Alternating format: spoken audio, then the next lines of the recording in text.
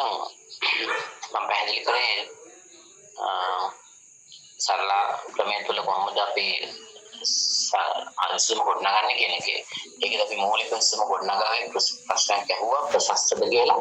ප්‍රශස්ත නොවේ කියන තත්ත්වය තුළ අපි පිවට් කොලම් එකකින් ප්‍රවේශ විචල්‍ය හඳුනාගත්තා. පිවට් රෝ එකෙන් බැහැර වෙන විචල්‍ය හඳුනාගත්තා.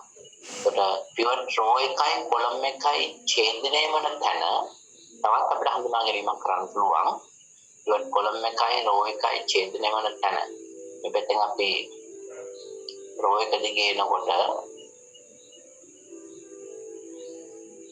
පිවට් රෝ එක දිගේ අපි එනකොට මේ පැත්තෙන් පිවට් කොලම් එක දිගේ එනකොට දෙන්න ඡේදනය වෙන තැන අගය අපි හඳුනා ගන්නවා තවත් නමකින්. ඒකත් අපිට වැදගත් ඉස්සරහට යන්න. මේ අගය අපි හඳුන්වනවා පිවට් එලිමන්ට් කියලා. Pivot element. පළවෙනි ගාන තමයි ගොඩක් අලුතෙන් හඳුනා ගැනීම තියෙන්නේ. Pivot element. පිවට් රෝ එකයි කොලම් එකයි ඡේදනය වන තැන තියෙන අගය. අපි යාට හඳුන්වනවා පිවට් එලිමන්ට්. පිවට් එලිමන්ට් එක අපි හඳුනන තියෙන්නේ equal to 4. හතරයි. ඊට මම කියන්න පිවට් කොලම් එකයි රෝ එකයි තීරණය කරලා පස්සේ එතන ඡේදනය වන ස්ථානයේ අගය අපි හඳුනා ගන්නවා පිවට් එලිමන්ට් එක විදිහට. පිවට් මූලිකාංගය සිංහලෙන් කියන්නේ පිවට් මූලිකාංගය. මේ පිවට් කොලම් එක දිගේ පිවට් රෝ එක දිගේ එනකොට ඡේදන වන අගය 4 එයාට අපි කියන්නේ පිවට් මූලිකාංගය. කුර්බර් මූලිකාංගය. හරිම වචනේ නමුත් කුර්බර් කියන වචනේ භාවිත වෙන්නේ නැති නිසා බොහෝ වෙලාවට බොහෝ දෙනෙක් හඳුන්වන්නේ පිවට් මූලිකාංගය විදිහට. එහෙනම් අපි යමු ඊළඟ ටේබල් එකට. මේක දැන් ප්‍රශස්ත විසඳුම වෙන්නේ නැති නිසා අපි ඊළඟ විසඳුම ගොඩනගා ගන්න ඕන. මම මේ ටික අයින් කරන්නම්. ඒකට ප්ලේසින් ඊළඟ ටේබල් එකට යන්න පුළුවන්. එතනම නැත්නම් අයිකන් ලියන්න වෙනවා. අපි හදමු මුලින්ම ගමු මේක නම් කරගමු. second table ඔයාලා ඒ format එකෙන්ම table එකක් සකස් කර ගන්න ඕන.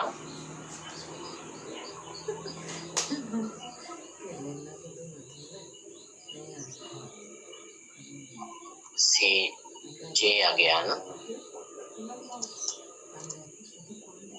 basic solution ඊළඟ variables x1 x2 s1 s2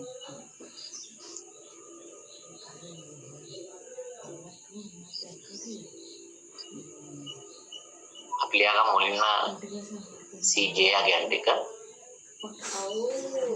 s1 වල තියෙන්නේ CJ කියන එක දන්නවා objective function එකේ function values 40යි 50යි s1 වල බිඳුවයි s2 වල දැන් ඊළඟට අපි හඳුනා ගන්න ඕනේ මූලික විචල්‍ය. දැන් ඉස්සෙල්ලා අපි අර සම්මතාකාර පරිත්‍යාගල ආකෘතියනේ පළවෙනි ටේබල් එක හැදුවේ. මෙතනදී ආපහු අපිට ආකෘතිය නැහැ. දැන් අපි යන්නේ මේ මූලික විසඳුම පදනම් කරගෙනයි සෙකන්ඩ් ටේබල් එකට යන්නේ. එතකොට මූලික විසඳුම අපි හඳුනාගත්තා ප්‍රවේශ විචල්‍ය. බැහැර විචල්‍යයක් හඳුනාගත්තා. එහෙනම් දෙවෙනි ටේබල් එක හඳුනනකොට මුලින්ම ගන්න ප්‍රවේශ විචල්‍ය. එයා තමයි බේසික් එකට එන්නේ. අපි හඳුනාගත්තා ප්‍රවේශ විචල්‍ය කියන්නේ පිවට් කොලම් එකෙන් තමයි තීරණය කළේ. x2 වල අපිට පුළුවන් CP value එක සටහන් කරන්න. ඒක ගන්න s2 වල අරමුණු සිටේ දායකත්ව සංගුණකය 50 තියෙන්නේ. අපි මුලින්ම CP value එක සටහන් කරගමු 50. sorry. විචල්‍ය බේසික් එක x2 solution සහ ඊතර විචල්‍යයන් වල අගය ගන්න සමීකරණයක් භාවිතය. දැන් x2 තමයි අලුතෙන් ප්‍රවේශ වෙන්නේ. මේ ප්‍රවේශන විචල්‍යයේ අගයන් හොයන්න සමීකරණයක් තියෙනවා. entering variable equal මගේ සමීකරණ මෙතන ලියන්න. entering variable equal leaving variable values divided by pivot element. ප්‍රවේශ විචල්ලේ අගය සමානයි බැහැර යන විචල්ලේ අගයන් බෙදන්න pivot මූලිකාංගය. ප්‍රවේශ විචල්ලේ අගයන් සමානයි බැහැර යන විචල්ලන්ගේ අගයන් බෙදන්න pivot මූලිකාංගය. දැන් බලන්න බැහැර වෙන විචල්ලය අගයන් ටික බෙදන්න ඕන pivot මූලිකාංගය. බැහැර වෙන විචල්ලය කියන්නේ S2. අගයේ තියෙන 82.1 ඒක ලියන්න අවශ්‍යම නැහැ. නමුත් පළවෙනි ගානේ සම ලියන්නම් 80 බැහැර වෙන ඉවත් වෙන විචල්ලය කියන්නේ leaving variable 82.1 මෙන්න මේ බැහැර වෙන විචල්ලේ S2 වලට දාලා තියෙන කලින් පළවෙනි ටේබල් එකේ තියෙන 82.4.1 මෙන්න මේ අගයන් වෙන වෙනම බෙදන්න ඕන. අපි මේ බෙදන්න ඕන pivot මූලිකාංගය. pivot මූලිකාංගය අපි හොයාගත්තා. pivot මූලිකාංගය අපි හොයාගත්තා. අපි හදමු මේ ටික. ඊට බෙදමු අපි pivot මූලිකාංගය 4. 80 බෙදන්න ඕන 4. 2 බෙදන්න ඕන 4 බිංදුව 4 1 4. සුළු කරාට පස්සේ නෝ 80 විදීම 4 කියන්නේ 20යි. 2 බෙදීම 4 කියන්නේ අපි ලියන්න හැකි සුළු කරලා 2 1. එතන 1/2. 4 බෙදීම 4 කියන්නේ 1යි. බිංදුව බෙදීම 4 කියන්නේ බිංදුවයි. ඊළඟට 1/4. දශම වලින් තියන්න එපා. ගොඩක් හොඳයි. දශම ඉවත් කරලා අපි ගත්තොත් මේ වගේ භාග සංඛ්‍යාව වශයෙන් තියන්න. අපි එහෙනම් අගයන් ටික ගමු. සොලියුෂන් එකේ අගය තියෙන 80නේ 80 තමයි 4ෙන් බෙදුවේ. ඒතර මෙතන සොලියුෂන් කොලම් එකට ගන්න x වලට දාලා 20. x1 එකට ගන්න අපිට ආපු අගය 1/2 එක දෙකෙන් එක. S2 වලට ආවේ 1යි. S1 වලට ආවේ බිංදුවයි. S2 වලට ආවේ 4ෙන් එකයි. ඔය විදිහට අගයන් ඉස්සරහින් මතක තියාගන්න. දෙවෙනි ටේබල් එක හදනකොට කලින් ටේබල් එකේ අගයන්ම තමයි ගැලපීම් කරලා ගන්න ඕන. ඒතකොට මුලින්ම අපි දෙවෙනි ටේබල් එකට ගත්තේ ප්‍රවේශ විචල්‍ය. මොකද කලින් තිබිච්ච විචල්‍ය ප්‍රසස්ත නැති නිසා අලුත් එක හොයාගත්ත. අලුත් එකේ අගයන් ටික හොයාගන්න මේ සමීකරණය මගේ ස්ලයිඩ් එකේ තියෙනවා. leaving variable values බෙදන්න ඕන pivot element එකේ. බලමු මම හදලා තියෙන උත්තරේ විදිහට දානවා කොහොමද ඒක හොයාගන්න කියන එක.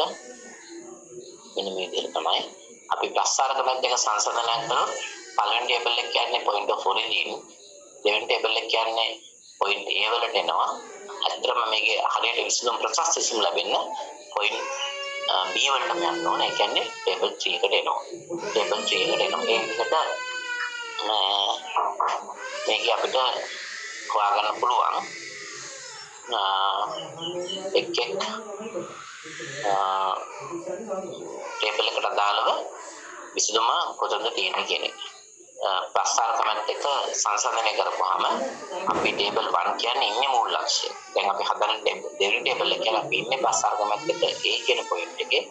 අපි තව ටේබල් එකකට යන උත්තරේ ගන්න ඒ ගන්න තුන්වෙනි ටේබල් එක.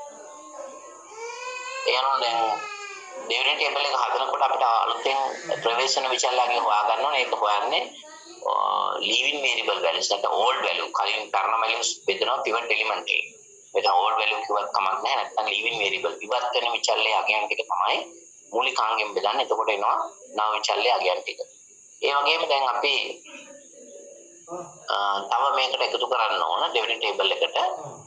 දැන් අපි දන්නවා කලින් එකේ S2 ඉවත් වෙලා යනවා. නමුත් S1 ඉතිරිව තියෙනවා. එයාව අපි ගන්න ඕනේ අලුත් ටේබල් එකට. S3 x2 අලුතෙන් හඳුනාගත්තා decision variable x2 slack 2 කෙනෙක් ඉවත් වුණා සිතිල විචාල ඉවත් වුණා නමුත් s1 තාම හැමම තියෙනවා ඒ නිසා අපි ගන්න ඊළඟට බේසික් කොලම් එකට ඉතිරිව තියෙන විචාල්‍ය s1 එයාගේ cb value එක මෙතන cb කියලා එන්න ඕන මම ලියලා නැහැ කියන්න cb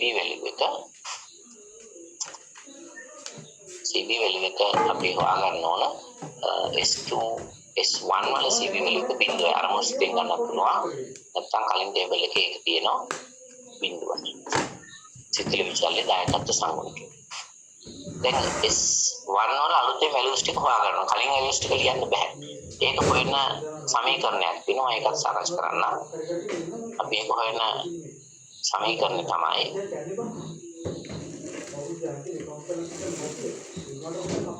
කියන්නේ remaining variable values කියලා. ඉතිරි වන විචල්‍ය අගයන් සමානයි. අලුතින් ඕන අපිට ඉස්සෙල්ලා ගන්නවා old values තියෙන values ටික minus අලුතින් අපිට එනවා හොයාගන්න row element කියලා එකක්. pivot element මෙතන ගන්න row element ඒක වැඩි කරන්න ඕන entering variable values මේක වරහන් දැම්මම ලේසි මේක තියෙන්නේ row element වැඩි කරන්න entering variable values මේක ආනන්දයක් හදනකොට මේක මතක තියෙයි බලමු remaining variable කියලා කියන්නේ අතර විතර වෙලා තියෙන s1 එයාගේ අපි අලුත් values ටික හොයන්න යන්නේ old value කියන තියෙන values ටික ලියාගන්න දැන් තියෙන s1 වල 90 තියෙනවා 90 පාලි පාට ගමු ඊළඟට 3 ඊළඟට අයිමත් 3 තියලා ගන්නේ අලුත් ටේබල් එකකින් අපි ගන්න ඒ row එක දිගේ යන්න ඕන s1 row එක දිගේ ඊළඟට 1 ඊළඟට බිඳුව ඔය විදිහට පැන්නේ ගන්න එක ඕල් සෙල්ස් ටික ඉස්සෙල්ලා දැන් අලුත් එකක් තියෙනවා row element කොහොමද row element හොයාගන්නේ s1 row එක දිගේ යනකොට pivot column එක ඡේදන වන අගයට අපි කියන row element එක මේ පැත්තෙන් අපි s1 row එක දිගේ යනකොට මෙහෙන් pivot column එක ඡේදන වන අගයට අපි කියන row element එහෙනම් මෙතන row element එක වෙන්නේ 3 s1 වල අගය හොයාගන්න අපි s1 row එක දිගේ යනකොට මේ පැත්තේ pivot column එක ඡේදන වන අගයට කියන row element pivot row එකයි column එක ඡේදන අගයේ pivot element අපි ඒක ඉස්සෙල්ලා හඳුනාගත්තා මේ තියෙන pivot element දැන් අපි හොයාගත්ත row element එක row element එක වෙන්නේ 3යි අපි ඒක සටහන් කරගමු row element එක 3 හැම එකක් ඉස්සරහම ලියා ගන්න ඒක වැඩි කරන්න ඕන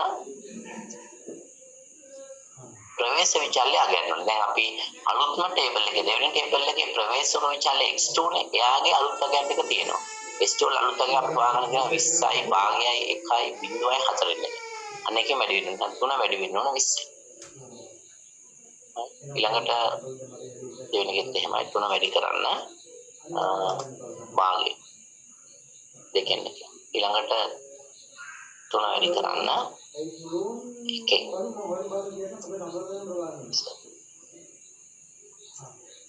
ඊළඟට 3 වැඩි කරන්න බිඳුවේ පිළිවෙලට ලියා ගන්න ඕන ඊළඟට 3 වැඩි වෙන්න ඕන 4 එක අපි මේකට වරහණක් හදනවා ලීසි සුළු කරගන්න row element multiply by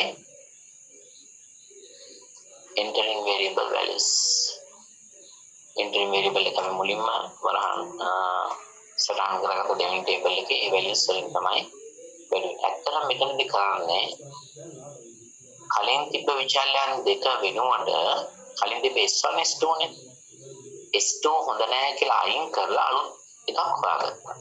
අලුත් එකක් සොයාගත්තාම තියෙන ඒ සම්පත් විභෝජන අනුපාතයේ විචල්යන් වල වෙනස් වෙනවා. සම්පත් විභෝජනය කරන අනුපාතය වෙනස් වෙනවා. ඒ වෙනස් වීම නිසා තමයි මේ අලුතෙන් වැලියුස් හොයන්න ඕනේ. නැත්නම් අපිට හිතෙන්න පුළුවන් ඒ කලින්ම වැලියුස් ගන්න බැයිද කියලා. දැන් x2 variable එකක් තින්නේ s1. කලින් හිටියේ s1 එක s2 එක. ඒ නිසා මේ අය සම්පත් පරිභෝජනය කරන අනුපාතය තමයි මේ පෙන්වලා තියෙන්නේ. ඒක වෙනස් වෙනවා දැන්. එහෙනම් මේක සුළු කරගන්න දැන්. අපි සුළු කරගමු. සුළු කරගත්තාම අපිට අලුත් වැලියුස් ටික remain variable කියන්නේ s1 එකේ අලුත් values. පළවෙනි කාරණා නිසා ටිකක් වැඩ තියෙනවා ඇත්තටම. අපි සුළු කරමු. 90න් අඩු කරන්න 3 වැඩි කිරීම 20 කියන්නේ 60ක්. උත්තරයට එන්නේ 30යි. ඊළඟට 3න් අඩු කරන්න 3 වැඩි කිරීම භාගය. 3න් වැඩි කිරීම භාගය කියලා කියන්නේ 1.5 දශමයෙන් ගන්න නැහැ. ලේසි මෙහෙම තියාගන්න එක. එතකොට 3න් අඩු වෙන්න ඕනේ 1.5 කියලා කියන්නේ 3/2 කියලා තමයි උත්තරේ. උත්තරේ එන්නේ නැවත 1.5. 3 වැඩි කිරීම භාගය කියන්නේ සවරහන් සුළු කරන්න. 3 වැඩි කිරීම භාගය කියන්නේ 0.5 කියන්නේ 1.5යි. 3න් 1.5 ගියාම උත්තරේ එන්නේ 1.5 කියන එකම අපි එක ලියන්නේ 3/2. 3න් 3ක් ඊළඟ එක බිඳුවයි. 3 වැඩි කිරීම බිඳුවයි. එකකින් බිඳුවකට වෙච්චාම 1යි. 3 වැඩි කිරීම 4න් එක. බිඳුව අඩු කිරීම 3 වැඩි කිරීම 4න් එක. වැඩි කිරීම 4න් එක කියලා කියන්නේ ඍණ උත්තරේ ඍණ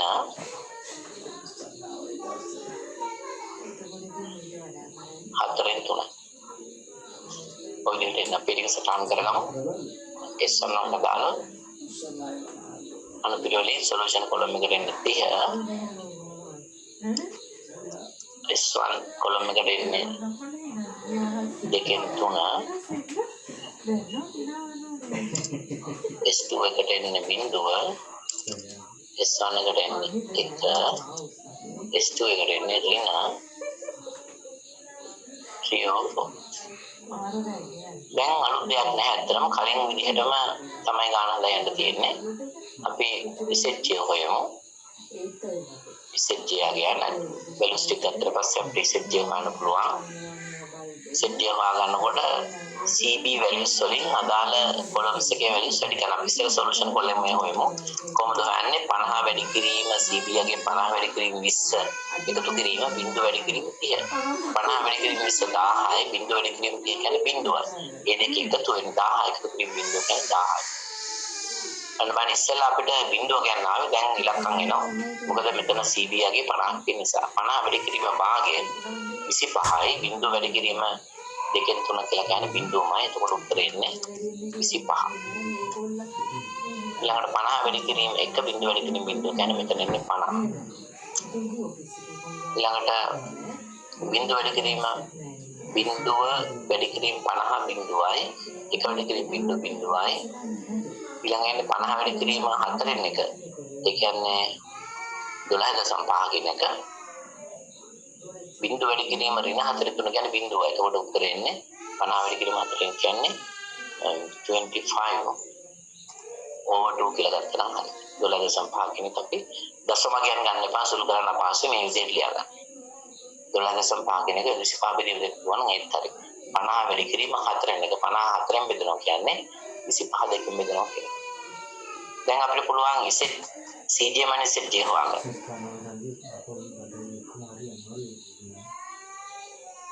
CJ minus ZJ. මුලින්ම CJ ගන්න තියෙනවා 40 x1 කොලම් එකේ. ZJ හොයාගත්ත 25 කියලා 40 25 අඩු කරපුවාම අපිට එනවා 15. x2 වල 50 තියෙන උඩින්ම 50න් අඩු කරන්න ZJ ගේ 50 50න් 50 ගියාම බිඳුව. උඩින් තියෙනවා බිඳුව අඩු කිරීම බිඳුව ZJ එකක් CJ එකක් බිඳුවයි ZJ එකක් බිඳුවයි. බිඳුව අඩු කිරීම 25 දෙකෙන් 25 එතන ඍණ අගයක් 25 බෙදීම දෙක. ඔය විදිහට සීජ මනසිද්ධිය ගැන්නේ ගන්න. දැන් අලුත් දෙයක් නැහැ කලින් විදිහමයි. දැන් අපි කම්පයා කරන සීජ මනසිද්ධිය රෝ වැලියුස්. සීජ මනසිද්ධිය ඔක්කොම ගැන බිඳු සහ ඍණ වෙනවා නම් විසඳුම ප්‍රශස්තයි. බිඳු සහ ඍණ වෙනවා. නමුත් අපිට පැහැදිලිව පේනවා මෙතන සීජ මනසිද්ධියකේ ධනාගයක් තියෙනවා.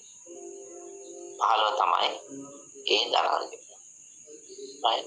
ඒ නිසා මෙතන ප්‍රශස්ත වෙන්නේ නැහැ විසඳුම. ප්‍රශස්ත වෙන්නේ නැත්නම් අපි කරන්න ඕන සීජ මනසිද්ධිය කියන එකේ ධනාගයන් සංසන්දනය කරලා වැඩිම ධනාගය තෝරගන්න. වැඩිම ධනාගය කියන්නේ එක ධනාගයයි තියෙන්නේ. මේ 15 තමයි ධනාගය වෙන්නේ. අන්න ඒ වැඩිම ධනාගයේ සහිත බේලිය අපි හඳුන්වන්නේ පිවට් කොලම්. Pivot column. ඒකට අපි පිවට් කොලම් එක හඳුනගත්තා 15 කියන එක. කලින් වගේමයි දැන්. එහෙනම් පිවට් කොලම් එකෙන් රිප්‍රසන්ට් කරන්නේ අපිට entering variable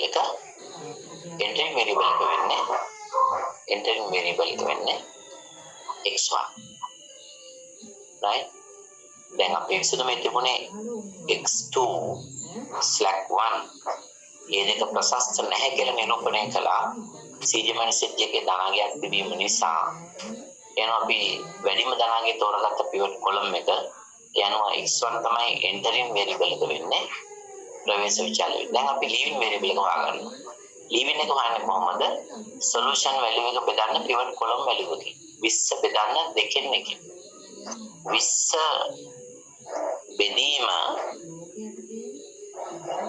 දෙකෙන් එක කියන එක වැඩි කිරීම කියලා දැම්මොත් වැඩි කිරීම දෙකනේ සමානයි 40යි. 20 බෙදීම ඇත්තට මෙතන එන්න ඕනේ නිවැරදිම එක බෙදීම එක සුරු කරලාමයි ගත්තේ. ඒ නිසා වැරදි ටීමක් ඇති කරගන්න එපා. ඊළඟ සොලියුෂන් එකේ 30 බෙදන්න ඕන පිවට් කොලම් එකේ දෙකෙන් තුනෙන් වැඩි කිරීම කියලා ලියන්න හැකියි අපිට. දෙකෙන් තුන කියන එක 2/3 බෙදීම කියන එක. දැන් මේක සුළු කරලා ගත්තොත් 30 තුනෙන් බෙදලා 10 වැඩි කිරීම 2 20යි. දැන් 40 20යි සංසන්දනය කරන්න. 40 20යි සංසන්දනය කරන්න. තොර අඩුම ධනාගය සිලෙක්ට් කරන්න. අඩුම ධනාගය වෙන්නේ මේ 20. එයා තමයි pivot row එක වෙන්නේ. pivot row එක represent කරන්නේ S1. එයා තමයි leaving variable එක වෙන්නේ. ඉවත් වෙන විශාල වෙන්නේ. leaving variable. pivot column එකයි pivot row එකයි ඡේදනය වෙන තැන ආගේ අපි දැන් තමයි දන්නවා. pivot column එක මේ පැත්තේ pivot row එක මේ pivot row එක දිගේනකොට මේ පැත්තේ pivot column එක දිගේනකොට දෙන්න ඡේදනය වෙන තැන ආගේ අපි හඳුන්වන්නේ pivot element. එහෙනම් pivot element එක වෙන්නේ දෙකෙන් තුන. pivot element. right? දැන් අපි ඊළඟ ටේබල් එකට යන්න ඕන. අපි එකක් මෙතනම හදමු. මම මේක හදන්න. pivot row එක තියෙනවා. යනවා අපි ගත්ත විදිහ මම ඉස්සෙල්ලා පැහැදිලි කරා. මෙතන හදමු ඊළඟ ටේබල් එක මේකත් මයින් කරන්නම්. pivot row එක. අපි නම් කරගමු third table.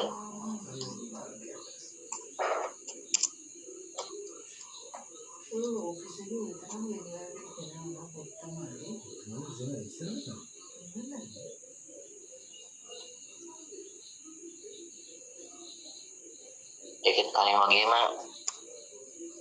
CJ basic solution x1 x2 s1 s2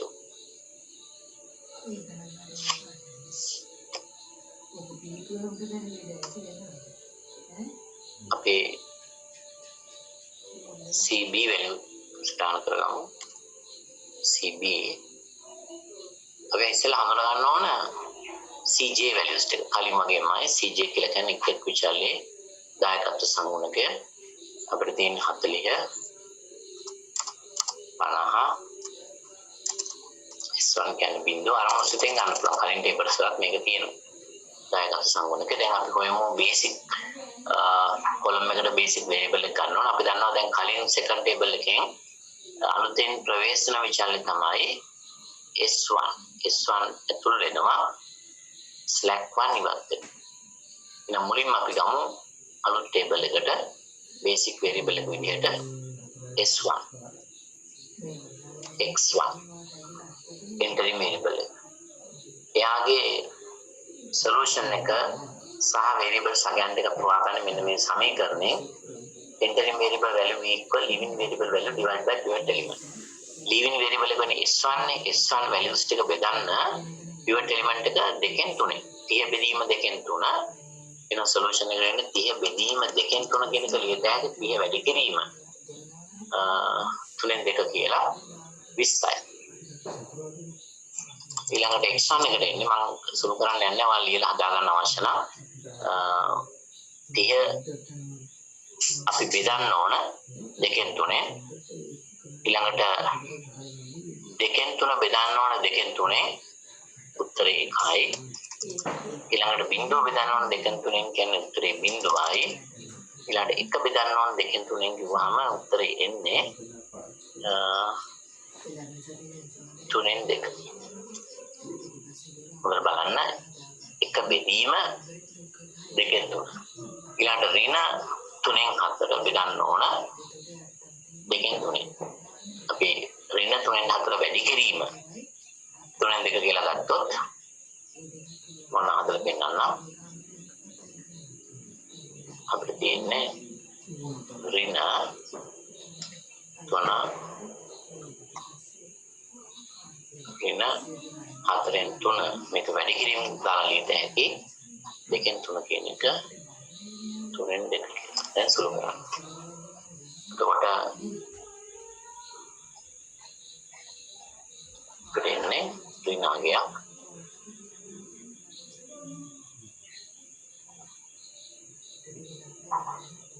කියන උත්තරේ සුළු කරලා ගත්තොත් ඍණ හතරෙන් තුන එක තුනට තුන ගත්තොත් දෙවරක් එකයි දෙවරක් දෙකයි ඍණ දෙකෙන් එකයි එන්නේ. කියනවා එතන උත්තරේ ඍණ දෙකෙන්.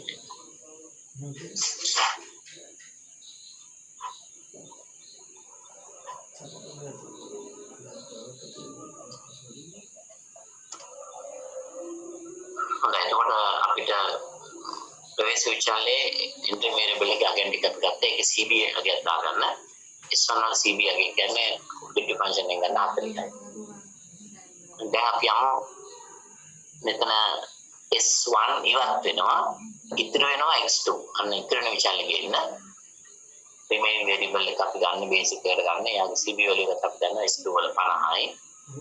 විචාලෙ තමයි x2 මේ ගන්න second table එකෙන් x1 ඉවත් වුණා. x1 ඇතුළත් වුණා. remaining variable එක x2. කොහොමද remaining එකේ අගය හොයන්නේ?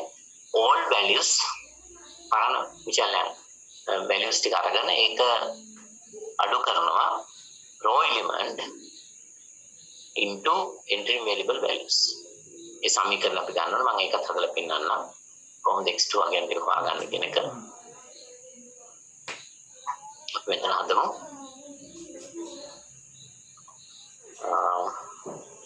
Remaining variable values equal old values minus row element into entering variable values.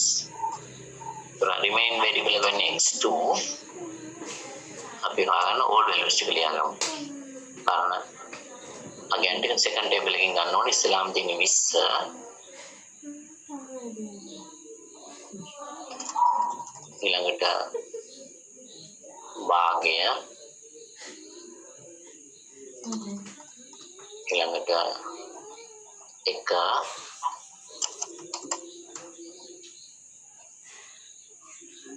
බිංදුව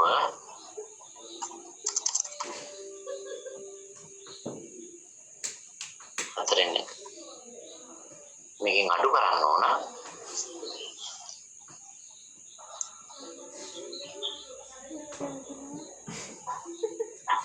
අඩු කරන්න රෝ එලිමන්ට් එක. හොඳ රෝ එලිමන්ට් එක හොයාගන්න. පිවට් කොලම් එක දිගේ ඉස්සරහට එනකොට S2 වලට දාලා වැලියු එක. අපි S2 නේ හොයන්න යන්නේ. රෝ එලිමන්ට් එක වෙන්නේ භාගය. මේක තමයි රෝ එලිමන්ට්. භාගය. එහෙනම් මෙතන සම්පූර්ණ කරගමු. වැඩි කරන්න ඕන 1/2.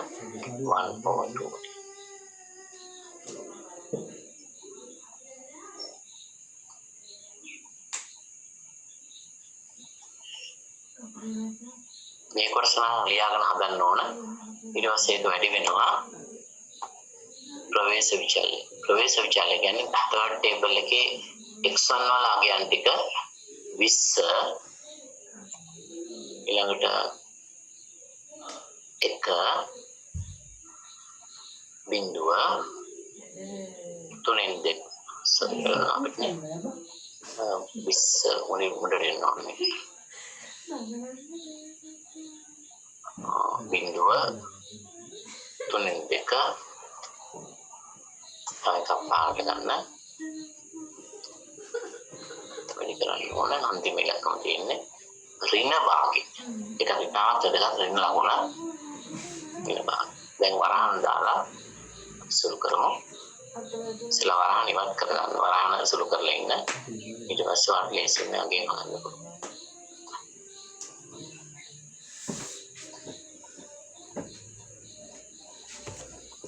මේ ගාන හදුවෙන් පස්සේ මම හිතන්නේ මූලික පියවර සියල්ලම අවසන් වෙනවා. කොහොමද සරලව හුවක් ගොඩනගන්නේ කියන එක නැවත කීප වතාවක් වල හැදුවොත් පාස්වේ මේ ටික මම තියා ගන්න පුළුවන්. අපි ඒක සුළු කරගමු. මුලින්ම තියෙන්නේ 20 වැඩි කිරීම භාගය කියන්නේ 10යි. 20ෙන් 10ක් අඩු වෙච්චාම උත්තරේ 10යි. ඊළඟට භාගයෙන් අඩු කරන්න ඕන එක වැඩි කිරීම භාගය. භාගයෙන් භාගයක් කියනවා කියන්නේ බිංදුව.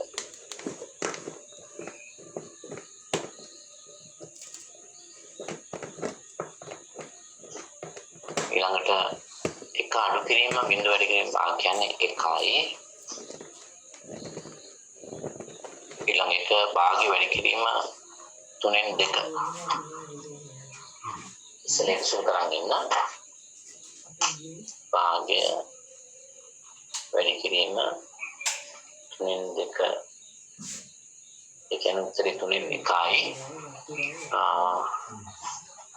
බිංදුවෙන් අඩු වෙන්න ඕන 3න් 1ක් කියන්නේ ඍණ 3න් 1යි.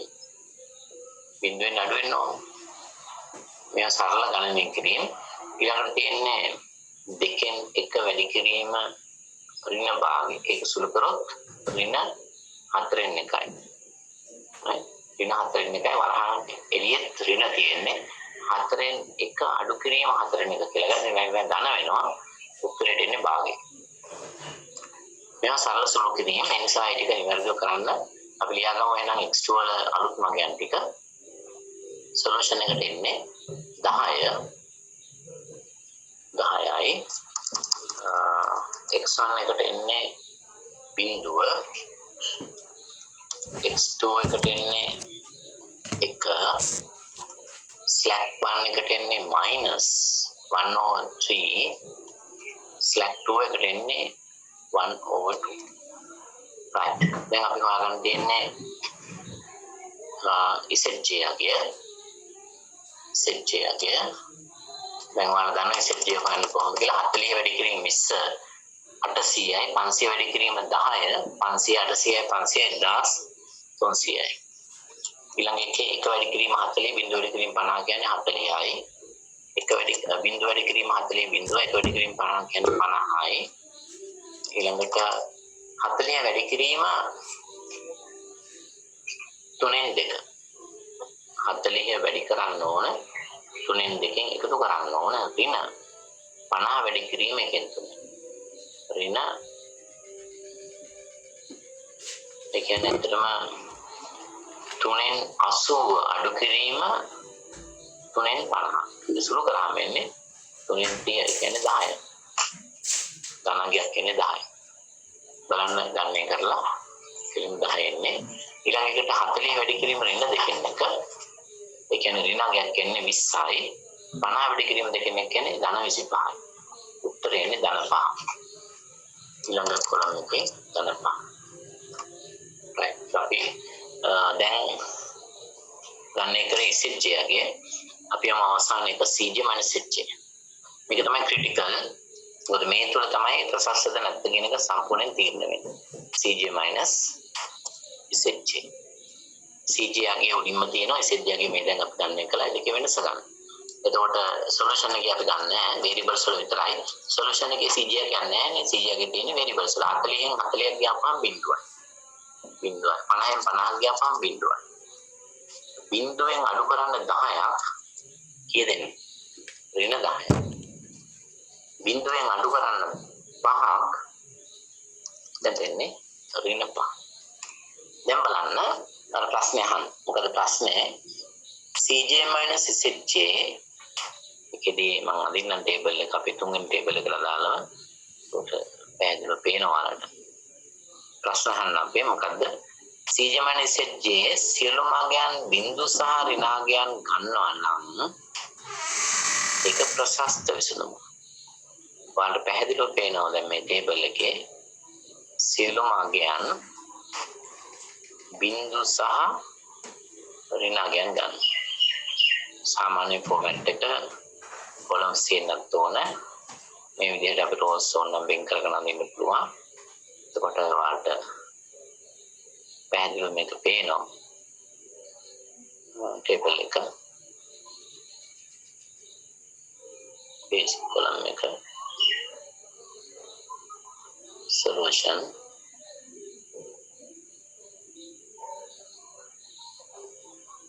මේක අඳින්නත් අවශ්‍ය නැහැ මේ විදිහට. නමුත් මගේ අද උත්තරේ දෙනවා නමුත් පැහැදිලි කිරීම සඳහා right ඒකයි මේකට එක කනින්න ඕනේ.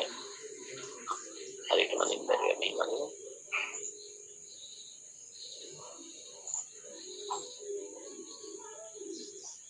right දැන් අපිට පේනවා CJ SHJ සියලුම ගැන බිඳු සහ ඍණාගයන් යනවා. මේක තමයි ප්‍රශස්ත විසඳුම. දැන් අපි ඉන්ටර්ප්‍රිටේෂන් එකට යමු. ඒක ඉතාමත් වැදගත්. කොහොමද මේක ඉන්ටර්ප්‍රිට් කරන්න කියන එක මේ විසඳුම ගත්ත එක මම අපි හදපු ගාන අනුව එක පල්ලෙන් අපි මේ විදිහට අනුත් විචල්‍යගේ රෝ තෝරගන්නවා. ප්‍රවේශ විචල්‍ය තුලත් කරනවා. ඉතිරි විචල්‍ය තුලත් කරන දෙවෙනි ටේබල් එක හදලා තියෙන්නේ. ප්‍රශස්ත නැහැ. ඒ නිසා අපි තුන්වෙනි ටේබල් එකට යනවා. ඔන්න ඔය ටේබල් එක තමයි අපිට ලැබිලා තියෙන්නේ. ඒකෙදි සියලු මාගයන් CJ SHJ ගැන බිඳු සහ ඍණාගයන්. දැන් අපි ඉන්ටර්ප්‍රිටේෂන් එකට යමු. අපි මෙතනින් හඳුනා ගන්න ඕන විසඳුම. විසඳුම හඳුනාගන්නේ බේසික් එකයි සොලියුෂන් එකයි කම්පෙයාර් කරනවා. ඒ දෙක තුලින් තමයි විසඳුම අපිට ලැබෙන්නේ. බලන්න මෙන්න බේසික් කොලම් එකේ x1 x2 x1 වලට අගය තියෙනවා. ඒක තමයි අපේ විසඳුම ඇත්තටම. x1 වලට අපිට ලැබිලා තියෙනවා 20ක්. S2 වලට අපිට ලැබිලා තියෙනවා 10ක්. SHJ කියන්නේ මුළු ලාභය 1800. එහෙනම් අපි ඔක ප්‍රශස්ත විසඳුම වශයෙන් අපි ලියාගමු. මෙතන ගන්න ප්‍රශස්ත විසඳුම ඔප්ටිමල් මේ දෙක ඉන්ටර්ප්‍රිට් කරන්න ඕන. ඔප්ටිමල් කියන්න පුළුවන්, ඔප්ටිමම් කියන්න පුළුවන්. solution අපි ගන්න x1 සමානවට බලන්න පුළුවන් ටේබල් එකේ x1 වලට කලින් solution column එකේ තියෙන්නේ 20යි. x2 සමානයි 10යි. SHJ කියන්නේ මුළු ලාභය. SHJ වලට කලින් ඉස්සරහින් වань තියෙන මුළු ලාභය. ඔයාලට මතක නම් ප්‍රස්තාරකම අපි මේක හෙව්වා 1300යි. මූලික වශයෙන් ඔය ටික තමයි අපි හඳුනාගන්නේ විසඳුමේ. මූලික වශයෙන් තව දේවල් තියෙනවා. මේක තමයි අපේ ප්‍රශස්ත විසඳුම වෙන්නේ. x1 x2 සහ SHJ ගේ.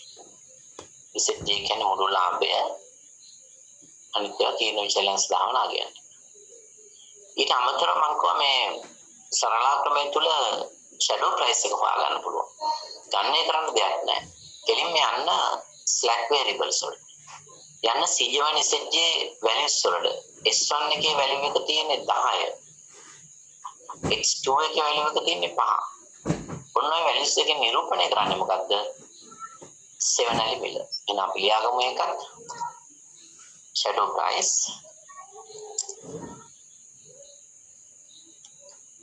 shadow prices S1 කියන මොකක් හරි සම්පත මැටීරියල් හරි ලේබර් හරි S1 සමානයි 10යි 10 කියන එක අපි ගන්න රුපියල් amount එකද 10 rupees ලාභල කරන දායකත්වයේ S2 කියලා ගන්න 5 rupees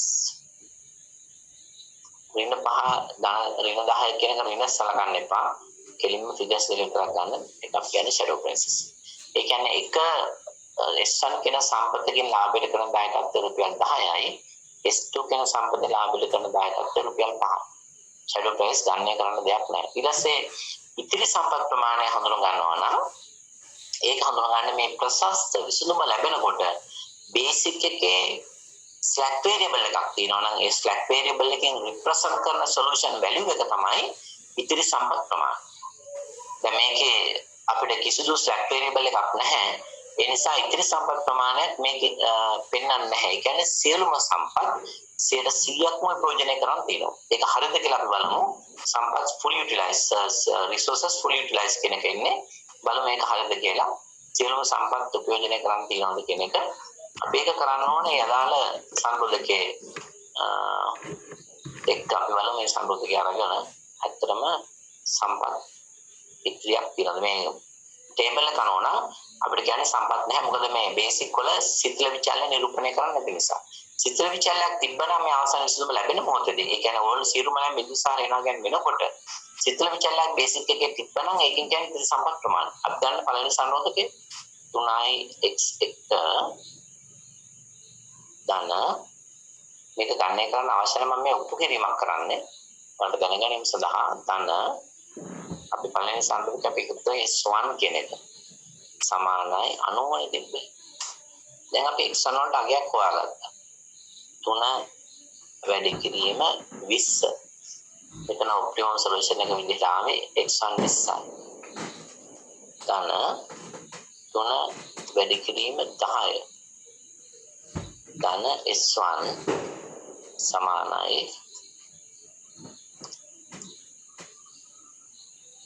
90. දැන් සුළු කරන්නේ 3 වැඩි කිරීම 20 60යි 3 වැඩි කිරීම 10 30යි 60යි 30යි 90යි. එතකොට මේ 90 එහා පැත්තට ආයන් එහා පැත්තට අරන් ගියොත් ඔන්න මම මෙතන නැවත එක ස්ටෙප් එකක් කියන්නම්.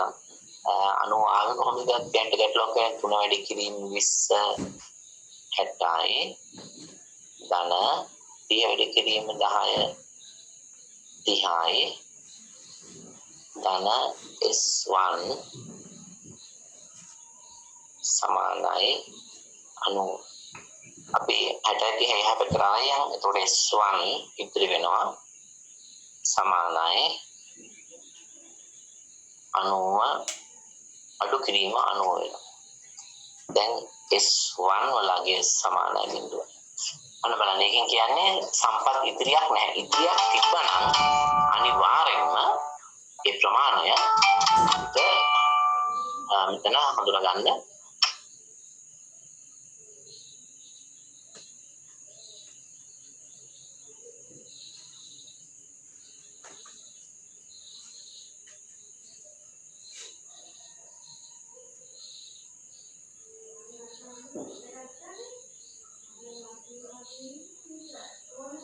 එතකොට මෙතනදී පේනවා ඔයාලට S1 මේ බේසික් කොලම් එකේ ස්ලැක් වේරියබල් එකක් නැහැ.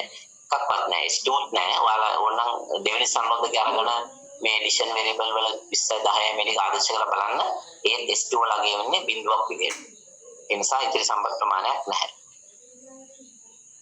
right S2 වලත් ඒ විදිහමයි එන්නේ. එතකොට 90න් 90 කඩු කරලා බිඳුවයි. sorry එතන සමාන නෙමෙයි අතරම මගේ අතින් දෝෂ වෙලා තියෙන එක අඩු කිරීම වෙනවා. that's correct. දැන් බලන්න එතකොට S2 වල මම හදන්න යන්නේ නැහැ. slack 2 කියන එක සිතුල විචල්‍ය දෙකේ සම්පත් ප්‍රමාණය බිඳුව වෙනවා. හැබැයි සම්පත් ඉතිරියක් තියෙනවනේ මේ බේසික් කොලම් එකේ x1 x2 මේ විචල්‍යයට අමතරව මේ විචල්‍ය සමහරට තියෙන්න පුළුවන් නැති වෙන්න පුළුවන්. ඔයාලට දකින්න පුළුවන්. එතන ඉතිරි සම්පත් ප්‍රමාණයේ සිතුල විචල්‍යයක් තිබුණොත් මේකේ සිතුල විචල්‍යයක් නැති නිසා අපිට මේකේ ඉතිරි සම්පත් ප්‍රමාණයක් නැහැ කියලා තමයි කියන්නේ. පැහැදිලිද? ඒතර මූලික වශයෙන් ඔන්න ඔය ටික තමයි අපි දැනගන්න. නමුත් මේකේ තව දෙයක් තියෙනවා. substitution rate කියන එක. මම ඒක ගාණෙන් මම හදපු එකකින් ඉස්සර කරන්න. තවත් අර්ථකථනයක්. දැන් මේ කිව්ව කරුණ වලට අමතරව බලමු ගානත් එක්කම යමු. මේ තියෙන්නේ ප්‍රශස්ත විසඳුම. මේ ඔප්ටිමල් සොලියුෂන් එක බේසික් වේරියබල් වල විදියට එන්නේ x1 x2 20යි 10යි. non basic කියන එක slack 1 slack 2 නේ. total profit එක 1300යි. shadow prices තියෙන රුපියල් 10යි රුපියල් 5යි. අපිට හැකියාවක් තියනවාද මේ can you calculate the total profit using the shadow prices? පුළුවන් ද shadow price එක භාවිත කරලා මුළු ලාභය හොයන්න. මම මේක කළා කලින් ප්‍රස්තාරකමෙත් මේ උත්තර ටිකමයි ආවේ. එහෙම වෙන්න බෑ නැත්නම් ඒ දෙකක් උත්තර වෙන්න බෑනේ. ඒතර shadow prices කොහමද මේ වලින් අපි මුළු ලාභය හොයන්නේ? මම එකක් හදලා පෙන්නන්නම්. shadow prices වලින් මුළු ලාභය හොයන විදිහ අපිට 1300 දැන් මුළු ලාභය තියෙන්නේ. කොහොමද අපි මේ මුළු ලාභය shadow price වලින් හොයන්නේ? මෙතන අපි මේක ඩයින් කරගමු. වෙන shadow price දෙක 10යි 5යි. අපි මුළු ලාභය හොයනකොට අපි කියන්නේ shadow price එකෙන් කියන්නේ මොකක්ද? 10න් කියන්නේ එක ශ්‍රම පැයකින් ලාභයට කරන දායකත්ව රුපියල් 10යි. ශ්‍රම පැය 90ක් අපි යොදා ගන්න. ඉතිරියක් වෙලා නැහැනේ ඔක්කොම යූස් කරලා තියෙන්නේ. ලාභයට දායකත්ව රුපියල් 10යි. මේකට එකතු කරනවා අපි අමුද්‍රව්‍ය ඒක 80ක් පාවිච්චි කරලා තියෙනවා. එක අමුද්‍රව්‍ය ඒකකයකින් ලාභයට කරන දායකත්ව රුපියල් 5යි. මේක සුළු කරොත් ඒක සමානයි 1300. 90 වැඩි කිරීම 10 900යි 80 වැඩි කිරීම 400යි 900යි 1300. එහෙනම් අපිට shadow prices වලින් මුළු ලාභය හොයාගන්න පුළුවන්. පැහැදිලිද? මේක අපි කලින් සාකච්ඡා කරලා තියෙනවා. ඒතර මෙතනදිත් ඒ විදිහටමයි. ඊට අමතරව මේ ඉන්ටර්ප්‍රිටේෂන් තවත් එකක්. මේ තියෙන ෆයිනල් ටේබල් මේ අපේ ඉනිෂියල් සොලියුෂන් එක. මූලික විසඳුම. ඒ කියන්නේ හදපු පළවෙනි වගුව. ඔයාලට පේනවා එතනදී S1 S2 බේසික් එකේ තියෙනවා. එහෙනම් S1 වලින් මොකද්ද කියන්නේ? ඉතිරි සම්පත් ප්‍රමාණය. එහෙනම් පළවෙනි අවස්ථාවේ අපි මූල ලක්ෂ්‍ය ඉන්නවා කියලා කල්පනේ මතයි මේ පළවෙනි ටේබල් එක හැදුවේ. එතකොට කිසිදු ලාභයක් නැහැ. ඉසෙට්ටගේ බිඳුවයි. හැබැයි නිෂ්පාදනයක් කරන්නේ නැහැ. කරන්නේ නැති නිසා ඔක්කොම සම්පත් ප්‍රමාණය ඉතුරුයි. 90 ඉතුරු S1 එකේ 90 ඉතුරුයි. S2 සම්පත් වලින් 80 ඉතුරු. එහෙනම් මතක තියාගන්න ප්‍රශස්ත විසඳුම ලැබෙන මොහොතක S1 S2 බේසික් එකේ තිබුණු ඉතිරි සම්පත් ප්‍රමාණය. වෙනත් ටේබල් එකක දැන් මේක ප්‍රශස්ත නෑ. ඉතින් මේ දෙන්න මෙතන ඉන්නවා කියන්නේ ඉතිරි සම්පත් ප්‍රමාණය තමයි පෙන්වන්නේ. අපි ඉස්සෙල්ලා කිව්වා. සිතිල විචාරය ඇතුළේ නිරූපණය කරන්නේ භාවිත නොකළ සම්පත් ප්‍රමාණය. අපි බලමු මේක තවත් එක ඉන්ටර්ප්‍රිටේෂන් එකක් අපි කියනවා ආන්තික ආදේශන අනුපාතය. substitution rate. වල කොන වල ඉගෙන ගන්න නැති ආන්තික ආදේශන අනුපාතය. අපි ඒක මේකේ හොයාගන්න පුළුවන්. කොහොමද හොයන්නේ? number of numbers in the body of the table. මේ ටේබල් එකේ තියෙන numbers වලින් නිරූපණය කරන්නේ ආන්තික ආදේශන අනුපාතය. බලන්න example එකක්. coefficient of the and x1. x1 variable එකේ coefficient වලින් තමයි 3 සහ 2 3යි 2යි. 3යි 2යි. for every unit of x1 අපි x1 වලින් දැන් එකක්වත් හදන්නේ නැහැ. මෙතන හදනවා නම් basic එකේ x1 තියෙනවා. අපි x1 වලින් එකක් හදන්න යනවා නම් x1 product introduced into the current solution, 3 unit of S1 and 2 unit of S2 must be removed from the solution. අපි x1 වල එකක්වත් හදන්නේ නැහැ. හැබැයි හදනවා නම් එක unit එකක් මතක තියාගන්න. මෙන්න මේ මුළු 90 තියෙන ශ්‍රම පැය වලින් පැය 3ක් S1 එකක් හදන්න වැය කරන්න ඕන. 80 වෙන් අමතක එකක දෙකක් S1 සඳහා වෙන් කරන්න. අපි S1 වලින් 6ක් හදන්න යනවා නම් එකකට 3 නම් 6කට 18ක් මේකෙන් අඩු වෙන්න ඕන පැය. දෙක වැඩි කිරීම 6 12ක් 80ෙන් අඩු වෙන්න ඕන.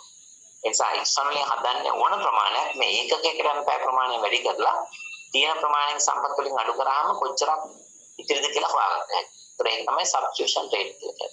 දැන් අපි x2 වලින් හදන්න යනවා නම් මේ අනුපාතය 3යි 4යි පෙන්වුම් කරන්නේ එකකට මේ ශ්‍රමයේ පැය 3ක් ඕන අමරෝගේ ඒකක 4ක් ඕන. x2 එකකට. ඒතර මෙතනදී එකක්වත් හදන්න නැති නිසා තමයි සියලුම සම්පත් සම්පූර්ණයෙන් ඉතුරු කරන්නේ. එහෙනම් මතක තියාගන්න මෙන්න මේ ටේබල් එකේ දෙන මේ ෆිගර්ස් වලින් රිප්‍රසන්ට් කරන්නේ මොකක්ද? සම්පත් ආන්තික ආදේශන අනුපාතය, සම්පත් විභජන අනුපාතය. එතකොට අපි බලමු ගිහිල්ලා ටේබල් දෙකේ සත්‍ය මොකක්ද කියන්නේ. දෙවෙනි ටේබල් එකට පොඩ්ඩක් යමු. මේ තියෙන අපි කලින් හදපු මේ ගානෙම දෙවෙනි ටේබල් එක. බලන්න මේකේ මොකක්ද කියන්නේ කියලා. S1 වල 30ක් ඉතිරි x2 කියන එකෙන් බාණ්ඩෙන් 20ක් හදනවා. S2 කින් 20ක් විතරක් නම් හදන්නේ. හැබැයි ලාභ උපරිම වෙලා නැහැ. අඩු ලාභයක් තියෙන්නේ. හැබැයි ඉතින් සම්පත් ඉතිරියකුත් තියෙනවා. S1 වලින් 30ක් ඉතිරි. ඒ කියන්නේ අපේ සංරෝධක දෙපි 3යි x1 දාන 3යි x2 දාන S1 සමානයි 90 නේ. ඒතර S1 වලින් 90 නම් 30ක් ඉතුරු වෙනවා. එයි අපි S2 වලින් හදන්නේ 20ක් විතරයි. right S2 වලින් 20ක් විතරයි හදන්නේ. ඒතර 20 වැඩි කිරීම 3 කියන්නේ 60යි නේද? 90න් 60ක් ගියාම ඉතින් 30ක් තියෙනවා. ඒ විදිහට මෙතන බේසික් එකේ සිතුල විචලයක් තියෙනවා මතක තියාගන්න. ඒකෙන් පෙන්වන්නේ ඉතිරි සම්බන්ධ ප්‍රමාණය.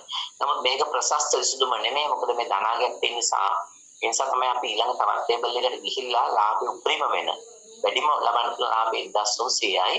ඒකේ ඔක්කොම CJ සිසෙජ්ජයන් බිඳුසාර විනාගයන් එතනින් අදහස් කරන ලාභයෙන් තවදුරටත් වැඩි කරන්න බෑ කියන එක යනවා නිෂ්පාදන සංයෝගයේ 20ක් සහ 10ක් හදන්න ඕන කියන එකයි අවසාන විසඳුම වශයෙන් අපි හඳුනාගත්තේ. ඒත් අපි සම්පූර්ණයෙන්ම සරලාක්‍රමයෙන් තුල විසඳුමක් ලබා ගන්න විදිහ සාකච්ඡා කළා. ඉතින් ඔය විසඳුම අපිට ගන්න ලේසි ක්‍රමයක් තියෙනවා. අපි software එකක් භාවිත කරොත් අපිට මම ඕන එකක් පැහැදිලි කරන්න. කොහොමද software එකක් කරා මේ විසඳුම ශනිකව ලබා ගන්න කියලා. අපි දැන් මේ ගැන කතා කරමුද? ඔයාලට දැන්ට ඒක සඳහා පාස් කරන්න නැත්නම් ඊළඟ දවසේ උනත් මට කතා කරන්න පුළුවන්. අදහසක් තියෙනවද ඒ පිළිබඳව? අපි Excel වල Solver කියන එක හරහා තමයි විසඳුම ගන්න. තවත් QBS ආදී වශයෙන් පැකේජස් තියෙනවා ඕන තරම්. ඊට කලින් මම හිතන්නේ මැනුවලි මේක ඉගෙන ගත්තොත් හොඳයි. තව ගණන් දෙක තුනක් හදලා අපි පස්සේ කතා කරමු. එහෙනම් මේ පිළිබඳව ඔයාලට පුළුවන් නම් ඊළඟ දවසේ ලැප්ටොප් එකක් තියෙනවා නම් ඒක අරගෙන අපිට සම්බන්ධ වෙන්න පුළුවන්. ඒතර ඔයාලට මාත් එක්ක මේ ගණනය කිරීම කරන්න පුළුවන්. ඒක අනිවාර්ය නැහැ එක්සෑම් එකට. නමුත් වැඩි දුර දැන ගැනීම සඳහා තමයි පැහැදිලි කරන්නේ. මොකද විභාගෙදී අපි මැනුවල් ක්‍රමයට ඉගෙන ගත්ත එක පදනම් කරගෙන තමයි ප්‍රශ්න පත්‍රය සකස් කරන්නේ. ඔන්ලයින් එක්සෑම් එකක් අපි කරන්නේ නැති නිසා. හරි. අපි යමු එහෙනම් ඊළඟ ගානට.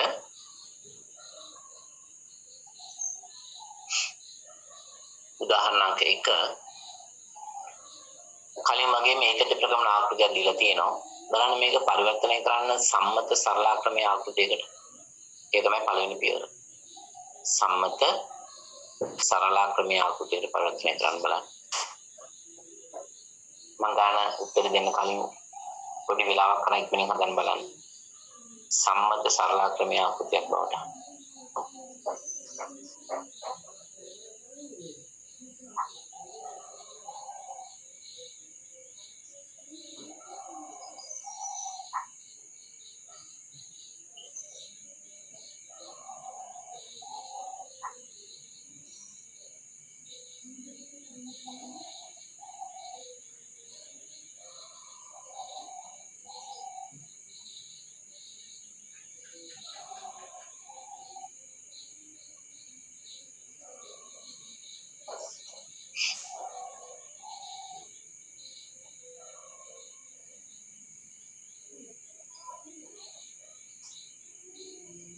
ඉස්සල ගන්නට අතිශයම සමානයි වෙනසකට තියෙන සංරෝධක තුනක්. හැබැයි ඒ වුණත් සියලුම සංරෝධක අඩු හෝ සමාන ස්වරූපයේ තියෙන්නේ.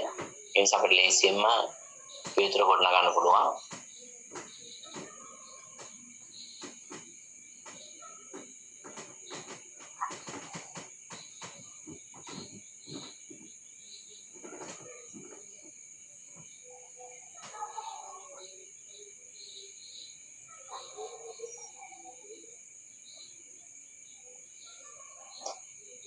මේකදී මුලින්ම අපි පළවෙනි සංරෝධකයේ අඩුව සමාන නිසා අපි එකතු කරනවා S1. ඒතර x1 දාන x2 දාන S1 සමාන 200 කියලා එන්නේ. දෙවෙනි එකට S2 එකතු කරනවා සමාන 125 කියලා එනවා. තුන්වෙනි එකට දාන S3 slack 3 කියලා එකතු කරනවා සමාන 900 කියලා එනවා. මේ එකතු කරපු S1 S2 S3 සියල්ලම අසම විචලනයේ සීමාවට ප්ලග් කරන්න තමයි දාලා ඒ සියල්ලම අලුත් variable objective function එකට ගන්න ධන බිඳුවයි S1 ධන බිඳුවයි S2 ධන බිඳුවයි S3 එච්චරයි. ඔය විදිහට අපිට විසඳුම ගන්න පුළුවන්. ඒ කියන්නේ සම්මත ආකාරයට පරිවර්තනය කිරීම හරිම ලේසි. අපි කරේ අඩු හෝ සමාන නිසා අපි සිතල විචල්්‍ය බැගින් එකතු කළා. ඒ සිතල විචාල සියල්ලම අපි අසුරු විචාලන්ගේ සීමාවට ඇතුළත් කරා අරමුණු සිත එකක් ගත්තා with zero coefficient value. ඒ අපි බිඳු සංගුණකයක් එක ගත්තේ ඉසෙට් අගයට ඇතිවන බලපෑම වැළැක්වීම සඳහා. දැන් ওই ටික අපි ටේබල් එකට ඇතුළත් කරන්න ඕන. ඉනිෂියල් සොලියුෂන් එක. ඒතකොට ටේබල් එකේ අපිට රෝස් තුනක් තියාගන්න ඕන සංරෝධක තුනයි. බේසික් කොලම් එකට එන්නේ S1 S2 S3 කියලා විචාලේ තුන. දකුණු බස් අගයන් එන්නේ 200 125 900 කියලා. මම හිතනවා මේ ගාන මම හදන්න යන්නේ නැහැ දිගටම. අර කලින් හදපු ගාන ඔයාලා ස්ටෙප් බයි ස්ටෙප් ඒකම අනුරූපී කරගෙන ඒකම කොපි කරගෙන ඒ විදිහටම මේකේ ෆිගර්ස් ටික දාලා යන්න. එකම වෙනස මේකෙදී සංරෝධක තුනක් තියෙනවා. ඒ නිසා ඒක සංරෝධක තුනක් හෝ හතරක් නෙමෙයි කීය තිබ්බ ප්‍රශ්නයක් නැහැ. අපි අතරේක රෝ එකක් තමයි මේකේ මේන්ටේන් වෙන්නේ. ඒ නිසා මේ ගාන තනියම හදන්න කලින් ගාන එහෙම ෆලෝ කරන්න. එතකොට ඔයාලා මේ ක්‍රමය ඉගෙන ගනි. එහෙම නැත්නම් හැම ගානකටම උත්තරේ මම හදන්න අවශ්‍යතාවයක් නැහැ. ඔයාලට හදලා 30ක් උත්සාහ කරලා මේක හදන්න උත්තරේ හදාගන්න බැරි නම් මම මේකේ පිළිතුර සාකච්ඡා කරනවා. මේ දක්වා සාකච්ඡා කළ පළවෙනි ගාන විස්තරාත්මක විදිහට ඒ නිසා මේකෙත් මම දැන් ඉනිෂියල් සොලියුෂන් එක දක්වා හදන විදිහ පැහැදිලි කරා සම්මත ආකාර පරිවර්තක ආකෘතිය දැන්ටම බලන්න පුළුවන්. එහෙනම් ඉතිරි ටික ඔයාලට ඒක කරන්න හැකියාවක් තියෙනවා. මම ඉතින් එහාට එහෙනම් ඒ ගාන ගන්න නැහැ. අපි ඉදිරි පියවරට යමු. ඔයාලා ඒ ගාන ඉතුරු ටික හදන්න. ගැටලු තියෙනවා නම් අපිට සාකච්ඡා කරන්න පුළුවන්. ඉනිෂියල් සොලියුෂන් එකක් ඇත්තටම හදලා තියෙන්නේ.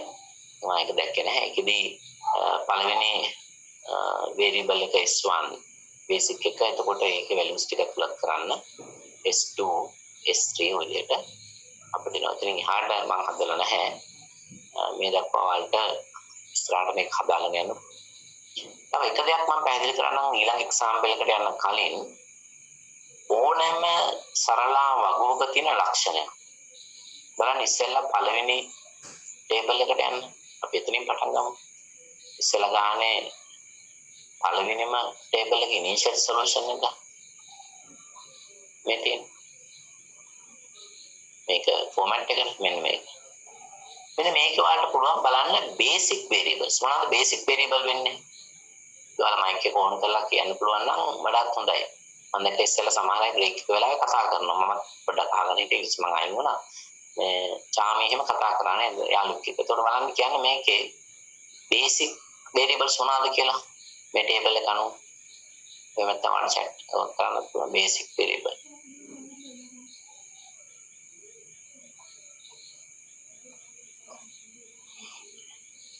කෙනෙක් යෝජනා කරන ඊළඟ දවසේ කරමු කියලා අපි 12 වෙනකම් දේශනය කරන්න ඕන. රෙකෝඩින් එක වඩා පස්සේ හරි බලන්න පුළුවන්. ඒ නිසා අපි තාම පැය භාගයක් තියෙනවා. මේකේ මට කියන්න බේසික් වේරියබල් ගොඩක් දේවල් දැන් කරන්න නැහැ. අපි සාකච්ඡා කරලා තියෙන S1 S2 හරි හොඳයි. කොහොම මේකේ බේසික් වෙන්නේ බේසික් කොලම් එකේ තියෙනවා slack 1 slack 2. that's correct. එහෙනම් non basic වෙන්නේ මොනවද? non basic වෙන්නේ මොනවද? මම අහන්න දෙයක් නැහැ. ඔයාලා දැනගන්න ඕන x1 x2 කියන නේද? decision variable x1 x2 තමයි non basic වෙන්නේ. right? basic වෙන්නේ slack 1 slack 2 basic column එකේ තියෙනවා. සිතිල විචලන දෙක, තීරණ විචලන දෙක තමයි non basic වෙන්නේ. මොකද මේ විචලන ඔක්කොම හතරයි. දෙන්නේ basic වෙනකොට අනිත් දෙන්න non basic. දැන් බලන්න මේ basic variable වලට අදාළ columns එක මේ නිල් පාට රවුම තුල තියෙන මේ variable එක. S1 S2. ඒ columns එක දිහා පොඩ්ඩක් බලන්න. S1 ඡේදන ලක්ෂය අගේ 1. S2 ඡේදන ලක්ෂය අගේ 1. අපි අනිත් අගයන් දෙක පවතින්නේ ශූන්‍ය අගයන් වශයෙන්. ඔන්න ඔය සම්බන්ධතාවය හැම ටේබල් එකකම තියෙනවා. ඔයාලා හරියට ගණන් හදලා තියෙනවා නම් හැම ටේබල් එකකම ඔන්න ඔය සම්බන්ධතාවයේ බේසික් විචල්‍ය වලට අදාළ තීරු වල ඒ විචල්‍ය දෙක ඡේදන වෙන තැන අගේ එකක් වශයෙන් පවතින අනිත් ඒවා බිඳුව වශයෙන් පවතින. මේකට කියනවා අපි ඒකක න්‍යාස සම්බන්ධතාවය කියලා. මේක න්‍යාසයක්නේ. මේ විචල්‍යන් දෙකට අදාළ මේ විචල්‍යන් දෙකේ කොලම්ස් එක ගත්තාම මේක එක න්‍යාසයක්. දෙකේ න්‍යාසයක් නේද? අය විචල්‍යන් දෙකයි. එතකොට මේ න්‍යාසය තුල S1 S1 ඡේදනය වෙන තැන අගේ එකයි S2 S2 ඡේදනය වෙන තැන අගේ එකයි අනිත් පැයෙන් බිඳුව වශයෙන් වගේ වශයෙන් තමයි පවතින්නේ. ඔකට අපි කියන්නේ යුනිට් මෙට්‍රික්ස් රිලේෂන්ෂිප්. ඒකක න්‍යාස සම්බන්ධතාවය. අපි බලමු දෙවෙනි ටේබල් එකේ ඒක තෘප්ත වෙලාද කියලා. යන්න දෙවෙනි ටේබල් එකට. අපි හදපු දෙවෙනි ටේබල් එක. මෙන්න දෙවෙනි ටේබල් එක. right? right මේ තියෙන්නේ first table නේ. second table එක. බලන්න ඒකේ මොනවාද basic variables? S1 S2 සිතිල විචල්‍යයි තීරණ විචල්‍යයි. ඒකේ කොලම්ස් එක හඳුනා ගන්න. මෙන්න S1 එක. මෙන්න S2 එක.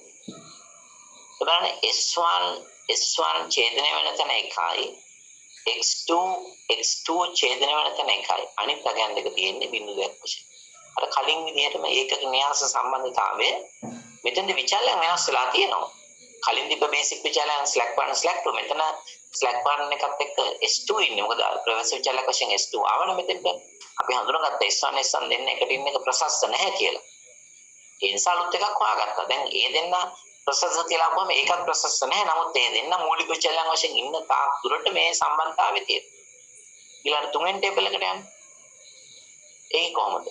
බේසික් වෙන්නේ තීරණ විචල්‍යයන් දෙක. බලන්න මේ දෙකේ කොලම්ස් දෙක x1 x2 කොහොමද ඒක තියෙන්නේ? x1 x1 ඡේදන වෙන තැන එකයි x2 x2 ඡේදන වෙන තැන එකයි අනිත් අගයන් දෙක බිඳුව වශයෙන් තියෙනවා. මෙන්න මේ සම්බන්ධතාවය ඕනෑම සරල අවබෝධ වලට දකින්න පුළුවන්. ඔයාලා ගන්න හදලා තියෙනවා හරියට ඔන්න ඔය ඒකක න්‍යාස සම්බන්ධතාවයක තියෙනවා. මෙතන මම හිතන්නේ බේසික් එකේ තව විචල්යක් ආව නම් තවත් කොලම් එකක් මේකට ලින්ක් වෙනවා. ඒතර කොලම් තුන තුලම ওই සම්බන්ධතාවය දකින්න පුළුවන්. තුනේ න්‍යාසක් වෙනවා. හරි? දැන් අපි ඕනම ගාන දෙක ඊළඟට හදන්න යන ගාන ගත්තොත් ඒකෙත් ඕක තියෙන අපි ඉනිෂියල් සොලියුෂන් එක ඩෙවලොප් කරලා තියෙනවා. අපි ඒකත් බලමු. මේ තියෙන ඉනිෂියල් සොලියුෂන් එක. බලන්න ඒකේ විචල්යන් තුනක් තියෙනවා නේද? බේසික් එකේ කන්ස්ට්‍රේන්ට්ස් තුනක් තියෙන නිසා ගාන. සංරෝධක තුනක් තියෙනවා. සංරෝධක ගානව තමයි මේ විචල්යන් සංඛ්‍යාව මෙතන බේසික් වේරියබල් මේ රෝස් ගාන තියෙන්නේ. ඒතර S1 ඉන්ටර්සෙප්ටිං පොයින්ට් එක එකයි S2 ඉන්ටර්සෙප්ටිං පොයින්ට් එක එකයි S3 ඉන්ටර්සෙප්ටිං පොයින්ට් එක එකයි. right?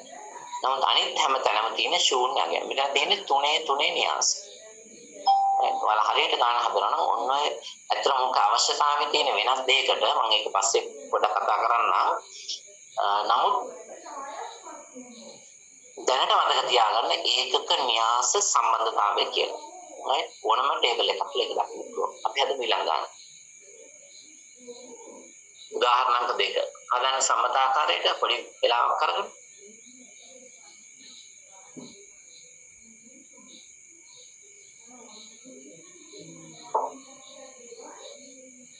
මේ සතිය වලට ගොඩක් ගෙදර වැඩ තියෙනවා. ඉස්සෙල්ලා ගාන කම්ප්ලීට් කරේ නැහැ. එක කම්ප්ලීට් කරන්න කලින් මේකත් ඒ වගේම ගානක් වෙනසකට තියෙන්නේ. මෙතන අයිම සංරෝධක තුනක් තියෙන්නේ. වෙනසක් නැහැ. අතරම කලින් ගාන වගේම මේ ඉලක්කම් වල විතර වෙනස තියෙන්නේ. ඒ නිසා ඉස්සෙල්ලා දෙවෙනි උදාහරණයක් එක හැදුවා නම් මේකත් අනිවාර්යෙන් හදන්න පුළුවන්. දැන් සම්මතාකාර පරිවර්තනය කළාද? මෙතන එකතු වෙන්නේ නැවතත් සිතිල විචල්‍යයක්. සිතිල විචල්‍ය තුනක් එකතු වෙනවා. සංරෝධක තුනක් තියෙන නිසා ඒ ටික අසුන විචලනයේ සීමාවට ගන්න ඒ සිතල විචලයන් තුළ අරමුණු සිට එකතු කරන්න බිඳු සංගුණකයක් එක්ක ශූන්‍යයක් එක්ක. මෙන්න මේ විදිහට තමයි සම්මත ආකාරයට පරිවර්තනය කරාම ඔයාලට ඒ ආකෘතිය දකින්න හැකියාව. මේකට කියන්නේ සිම්ප්ලෙක්ස් මොඩල්. සම්මත සරලක්‍රමය. දැන් මේ ටික පදනම් කරගෙන පළවෙනි වගුව හදන්න ටේබල් එක. එතකොට ටේබල් එකේ CJ අගයන් වෙන්නේ 40.35.0.0 බේසික් වේරියබල් එකට එන්නේ දැන් ඔයාලා දන්නවා අපි ඉන්නේ ශූන්‍ය ලක්ෂ්‍ය නිසා ප්‍රස්තාර ක්‍රමයක් එක්ක x1 x2 ඔක්කොම බිඳු බවට පත් වෙනවා. ඒකට විචල්‍ය ඉතිරි අගයක් ලැබෙන විචල්‍ය වෙන්නේ ස්ලැක් වේරියබල් තුන s1 s2 s3. ඒවා තමයි බේසික් එකට යන්නේ. එතකොට 60 96 105 තමයි සොලියුෂන් වැලියු වෙන්නේ. වම් පස තියෙන විචල්‍යන් වල අගයන් ටික දාන්න. ඊට පස්සේ zj හොයන්න cj මන් zj හොයන්න. ඒකට ඒ තුලින් මූලික විසඳුම වලට ගොඩනගා ගන්න පුළුවන්. ඒකත් මම හදලා තියෙන්නේ. ඔයාලා තනියම හදලා බලන්න මේකත් එක්ක කම්පෙයාර් කරලා එකපාරට උත්තරේ බලලා ලියා ගන්න එපා. තේරුමක් නැහැ. මේක ඉගෙන ගන්නවා නම් මුලින් ඉඳන් තමන් හදන්න ඕනේ. අතට මේ උත්තර දීලා තියෙන භාගයට හරි තමන් හදපු එක හරිද කියන එක පරීක්ෂා කරන්න. මෙතනත් අර ඉස්සෙල්ලා මම කියන්නේ ඒකක න්‍යාස සම්බන්ධතාවය කියන එක තියෙනවා. අවසාන කොලම්ස් තුන ගත්තොත් ඒක දකින්න පුළුවන්.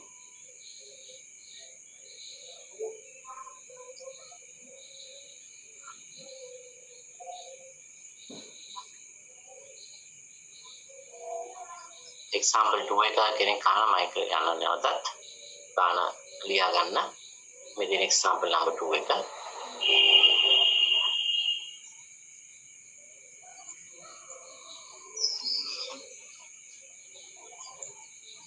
මේ සයිස් ටිකක් දැන් ඔයාලා අප්ලෝඩ් වෙලා තියෙනවා. අතන මම හිතනවා මම ඒක යවලා තියෙන මේ වෙලාවටම ඒ නිසා මේ ටික අතරම ඔයාලා ලෙක්චර් වල සූදානම් වෙනවා නම් මේ ස්ලයිඩ්ස් ටික අරගෙන print out එකක් අරන් ගණන් හදන කොළ ටිකක් අරගෙන දේශනාවට සහභාගී වෙන්න ඕනේ. නිකන් මේක නිකන් අහගෙන ඉඳලා විතරක් ගණන් ඉගෙන ගන්න බෑ. මේක ඇත්තටම quantitative විෂයක් නේ.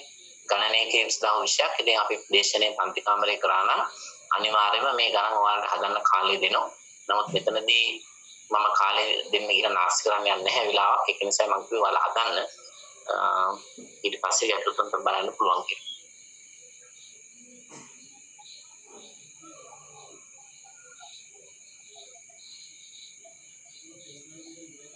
මේ ස්ලයිඩ්ස් ටික ඇත්තටම ලින්ක් එක දාන මොකදමයි මම අප්ලෝඩ් කරන්න කියලා ඉවලා තියෙන්නේ. මේ සමහර අය කියන එක හම්බෙලා නැහැ කියලා. මම නැවත බැලුම්දීමක් කරන්නම්. ඔය ඇත්තටම ලෙක්චර් එකට කලින් අප්ලෝඩ් කරලා ඉතින් අප්ලෝඩ් කරන්න කියලා මම අප්ලෝඩ් කරන්නේ නැහැ. මේ බොහෝ දෙනෙක් කියන්නේ ඒක අප්ලෝඩ් වෙලා නැහැ කියලා. ඒක මම යවලා තියෙනවා ස්ලයිඩ්ස් ටික මේ ගිය සතියේ සඳුදා ඇත්තටම. වැරදිලා ගිය ඉදිරියට මම ලෙක්චර් එකක් Zoom link එක හදලා අප්ලෝඩ් කරලා ඒක මේ මම හිතුවේ ඒ සතියේ ඉදිරියට තියෙන කියලා ක්ලාස් එක මට එදාට තිබුණේ නැහැ ඇත්තටම. ඊට පස්සේ මම ගිය සඳුදා තමයි මේ link එක ඔයාලට අප්ලෝඩ් කරන්න දැම්මේ. PowerPoint size ටික අප්ලෝඩ් කරන්න දැම්මේ. මම link එකත් එක්කම slides ටික දාලා තියෙනවා ඒ email එකෙන්. ඒක ඔයාලට Excel unit එකෙන් තමයි අප්ලෝඩ් කරන්න. මම හිතන්නේ එතන වෙච්ච ප්‍රමාදයක් කියන එක මම හිතන්නේ.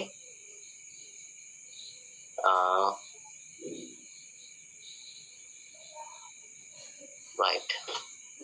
බලමු මම ඒක නැවතත් කියන්නම් එයාට ඒක නිවැරදි වෙලාවට අප්ලෝඩ් කරන්න කියලා. සමහර කෙනෙක් කියනවා මේ එක්සැම්පල් එක නෑ කියලා. එහෙනම් මේක ලියා ගන්න. right.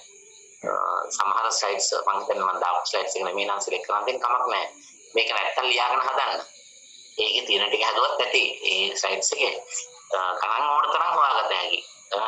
මගේ පොත බැලුවත් ඒකේ ගණන් 100ක් තියෙනවා ලිනියර් ප්‍රෝග්‍රෑමින්. උත්තරත් එක්ක ඒ නිසා මේ ගණන් ඕන තරම් හොයාගන්න හැකි. ඒ ගැන උරු වෙන්න එපා. මේක අලුත් ගණනක් වුණාට කමක් නැහැ. ඒකත් පියන් හදන්න. මේක ලියා ගන්න.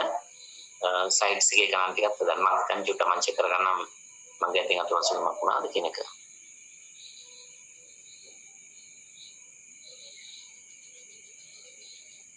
example 1 එකක් නැවත අහනවා මම ඒකත් පෙන්නන්නම්. ඒ දෙක ලියා ගන්න හදලා ඔයාලට image එකක් ගන්න හැකි ෆොටෝ එකක් ගන්න. නැත්නම් ලියා ගන්න මේ ටික. example number 1. ඒ ගණන් ඕන තරම් හොයා ගන්න පුළුවන්. අපි හදපු ඕනම ඒකජ ප්‍රක්‍මන ආකෘතියක් model formulation. ඒ ගණන් අරන් හදන්න නැවත simplex එකේ. ගොඩාක් හදන්න අවශ්‍ය නැහැ. එකක් දෙකක් හදලා පොඩි පුහුණුවක් ගත්තා නම් ඇති. ඔයාලට ගණන් ඕන තරම් තියෙනවා. දැන්ටමත් හදලා තියෙනවා අපි ගණන් 12ක් විතර හැදුවා model formulation. ප්‍රස්තාර ක්‍රමයේ හැදුවා ඕනම ගණනක් කරගන්න හැකි simplex එකෙන් හදන්න.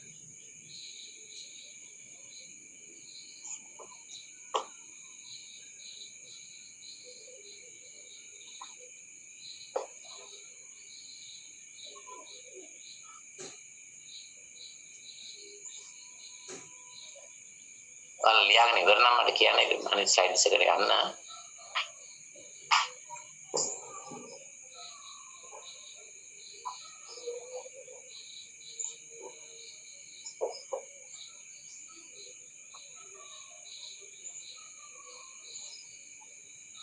right. එහෙනම් අපි දෙවෙනි එකේ simplex model එක ඒවා ලියන්න යන්න එපා මේ උත්තර. මේක ඔයාලා පස්සේ බලන්න. තනියෙන් පුළුවන් වෙන්න ඕන. මේක ලියන්න යන්න එපා. ඊළඟට ඉනිෂියල් සොලියුෂන් එකක් ඕනේ quant develop කරගන්න පුළුවන්. හරිම ලේසි අතරම ගානකට ඉනිෂියල් සොලියුෂන් එක හදනවා කියන එක මේක හරියට ප්‍රැක්ටිස් කරගෙන යනකොට විනාඩිය දෙකයි යන්නේ මේක හදන්න. මොකද තියෙන ටිකම නැවත සටහන් කිරීමක් වෙන්නේ. ඊට සෙකන්ඩ් තර්ඩ් ටේබල් එකදී පොඩි අර්ථයක් ගන්න කිරීම තියෙන නිසා පොඩි වෙලාවක් ගන්නවා. නමුත් ඒකට තුරු වුණාට පස්සේ ඉක්මනින්ම හදන්න පුළුවන්. example number 2.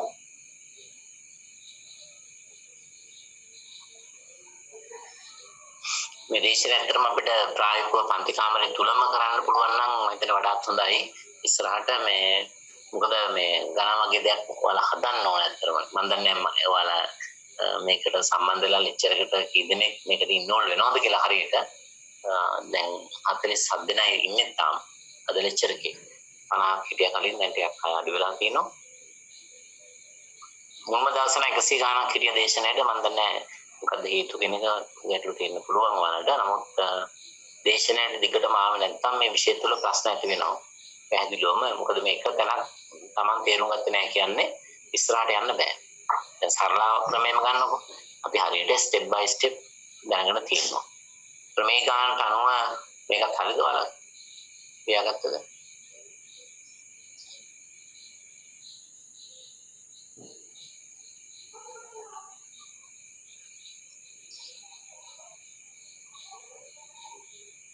හොඳයි දැන් බලන්න මේක අපි ගොඩනගලා තියෙනවා සම්මත ආකාර පරිවර්තනය කිරීම. මේ දින සම්මත ආකාර පරිවර්තනය කළාන් පස්සේ විශේෂ දෙයක් නැහැ. අසමානතා ලකුණ අඩු හෝ සමාන ඉවත් කරලා ස්ලැක් වේරියබල් එකක් එකතු කරලා තියෙනවා. එකතු කරපු ස්ලැක් වේරියබල් එක non negativity constant එකට ඇඩ් කරලා තියෙනවා. ඒකට අරන් තියෙනවා. ඒ වගේම ඔබ්ජෙක්ටිව් ෆන්ක්ෂන් එකට ගලපලා තියෙනවා. හැබැයි ඔබ්ජෙක්ටිව් ෆන්ක්ෂන් එකට ගලපන්නේ ශූන්‍ය සංගුණකයක් එක්ක z වලට ඇතිවන බලපෑම වැළැක්වීම සඳහා. අන්න ඒවත් මතක තියාගන්න. ඇයි බිඳුවත් එක්ක සිතල විචල්‍ය ගත්තේ කියන්නේ. සිතල විචල්‍යයක් තුළින් නිරූපණය කරන්නේ භාවිත නොකළ සම්පත් ප්‍රමාණය. ඔයාලට මතකද ඔපරේෂන්ස් මැනේජ්මන්ට් වලදී අපි ඉගෙන ගත්ත සිතිල කාලය කියලා එකක්. සිතිල කාලය කියන්නේ ඉතිරිව පවතින කාලය. ඒ වගේම දෙයක් තමයි මෙතන සිතිල විචල්‍යයෙන් ඉතිරි සම්පත් ප්‍රමාණයක් තමයි නිරූපණය කරන්නේ. ඊට දාලා ඉනිෂියල් සොලියුෂන් එක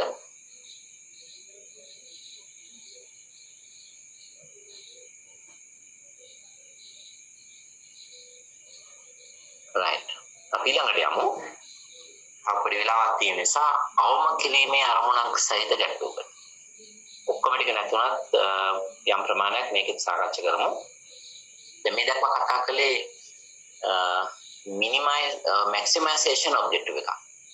කොහොමද සරල ක්‍රමයේ භාවිත කරලා විසඳුමක් ගන්න. මම තාම ගියේ නැහැ වැඩි හෝ සමාන සංරෝධක ඒ වගේ තත්ත්වයන් තුළ. මොකද අරමුණ උපරිම කිරීමක් වෙන අවස්ථාවකදී එවැනි සංරෝධක තියෙන්න පුළුවන් කාණක. මම තාම කතා කළේ අඩු හෝ සමාන විතරයි. මොකද ඔක්කොම එකට ගත්තොත් ඔයාලට සංකීර්ණ වෙනවා. ස්ටෙප් බයි ස්ටෙප් ඉගෙන ගන්න එක ලේසි. දැන් බලන්න මෙතන ඔබ්ජෙක්ටිව් එක මිනිමයිස්. අපි මැක්සිමයිසේෂන් ගානකදී සිම්ප්ලෙක්ස් ඇල්ගොරිතම් එකේ අපි ඉගෙන ගත්ත මුලින්ම ඒකද ප්‍රකමන ආකෘතිය ගොඩනගනවා, සම්මත ආකාරයට පරිවර්තනය කරනවා, මූලික විසඳුම හොයාගන්නවා, CJ1 SJ සීලම ගැන බිඳු සහ ඍණ ගැනද කියලා බලලා සීලමය බිඳු සහ ඍණ නම් ප්‍රශස්තයි කියලා යස් කියලා හඳුනගත්තා. එතනින් ඉන්ටර්ප්‍රිටේෂන් කරලා ස්ටොප් කරා. නමුත් බිඳු සහ ඍණ ගැන නොවන අවස්ථාවකදී අපි ඒක ප්‍රශස්ත නැහැ කියලා හඳුනගත්තා. ඒ අනුව ප්‍රවේශ විචල්‍ය හඳුනගන්නවා. බහැර වෙන විචල්‍ය හඳුනගන්නවා. නව විසමක් ගොඩනගනවා. ඔයාලට මතක ඇති එතනදී අපි ප්‍රවේශ විචල්‍ය හඳුනගන්නකොට පිවට් කොලම් පිවට් තීරුව තීරණය කළා. කොහොමද පිවට් තීරුව තීරණය කළේ? වැඩිම ධනාගයේ සහිත තීරුව. දැන් එහෙම වැඩිම ධනාගය ගත්තේ මම එතෙන්දී පැහැදිලි කරා උපරිම කිරීමේ අරමුණක් නිසා තමයි වැඩිම ධනාගය ගත්තේ. මොකද අපිට අවශ්‍ය ලාභේ පුළුවන් තරම් වැඩි කරගන්න. මතකනේ එක දැනකදී 40 50 ආවා පළවෙනි ටේබල් එකේ අපි ගත්තේ 50. 40 කියන්නේ ලාභේ වැඩි වෙනවා. හැබැයි 40 ගාන වැඩි වෙන්නේ. 50 ගත්තාම ලාභයට වඩා වැඩියෙන් වැඩි වෙනවා. ඒ වගේම පිවට් රෝ එක හොයනකොට බැහැර වෙන විචල්‍ය හොයනකොට සොලියුෂන් අගයන් පිවට් කොලම් එකේ අගයන්ගෙන් බෙදලා ලැබෙන අනුපාතයන්ගෙන් අපි තෝරගත්තේ අඩුම ධනාගය. බැහැර වෙන විචල්‍ය අඩුම එක තෝරගන්න හේතුව තමයි ලාභය උපරිම කරගැනීමේ අරමුණ. අපි ඉවත් කරන විචල්යෙන් බලනවා ලාභයට අඩු බලපෑමක් කරන විචල්‍ය ඉවත් කරන්න. ඒ නිසා තමයි අඩුම ධනාගය තෝරගන්නේ. දැන් ගානේ අරමුණ මිනිමයිසේෂන් නම් තියෙන්නේ අන්න අපිට ගැටලුවක් තියෙනවා. අර කලින් ක්‍රමයේම මේකට භාවිත කරන්න පුළුවන්ද කියන එක. මොකද උපරිම කිරීම අරමුණක් නිසා වැඩිම ධනාගය කියන එක පිවට් කොලම් එක විදිහට ගන්නවා. අඩුම ධනාගය තියෙන එක පිවට් රෝ එක විදිහට ගන්නවා. ඒ දෙකටම හේතුව මැක්සිමයිසේෂන් ඔබ්ජෙක්ටිව්. නමුත් මිනිමයිසේෂන් ඔබ්ජෙක්ටිව් එකක් තියෙනකොට ඒ ක්‍රමවේදයම ඒ විදිහට අනුගමනය කළ හැකිද කියන ගැටලුව මතුවෙනවා. දැන් ඔයාලට සිදු වෙනවා නම් උපරිම කිරීමේ අරමුණට වෙනම ඇල්ගොරිතම් එකයි විසඳුම් ක්‍රියාවලියකුයි අවම කිරීමට තවත් විසඳුම් ක්‍රියාවලියකුන් වෙන වෙනම මතක තියාගන්න. ඒක සංකීර්ණයි. ඔක්කොම මතක තියාගන්න බෑනේ. ඒ නිසා අපිට පුළුවන් ඒ උපරිම කිරීමේ අරමුණට ගත්ත විසඳුම් ක්‍රියාවලිය ඒ ආකාරයෙන්ම අවම කිරීමේ අරමුණක් සඳහා තියාගන්න එක සංශෝධනයකට යටත්. ඒ නිසා අපි මේ විසඳුම් ක්‍රියාවලිය 100% නැවත වෙනස් කරන්න යන්නේ නැහැ ඇල්ගොරිතම් එක. ඒ විසඳුම් ක්‍රියාවලිය ඒ විදිහටම අපි අනුගමනය කරනවා අවම කිරීමේ අරමුණක් සඳහා. හැබැයි එතනදී එක දෙයක් අපි වෙනස් කරනවා. The maximization objective එකකදී අපි හෙව්වේ CJ minus ZJ last row එක අන්තිම row එක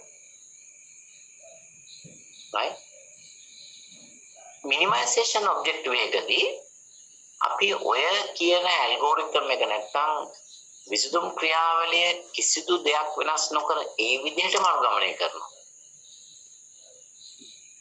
හැබැයි එක වෙනසක් අපි කරනවා CJ minus ZJ කියන එක හොයන එක වෙනුවට අපි හොයන්නේ ZJ minus CJ.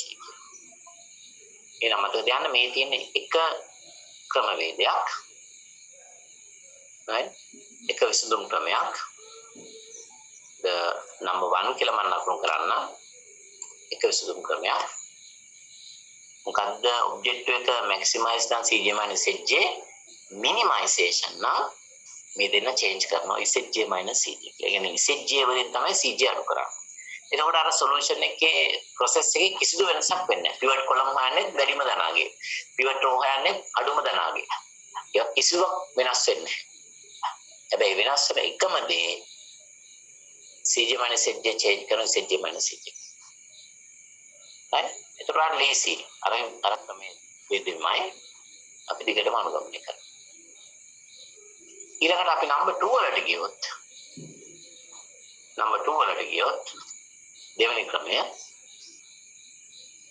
දෙවෙනි ක්‍රමයේදී අපි දීලා තියෙන ඔබ්ජෙක්ටිව් එක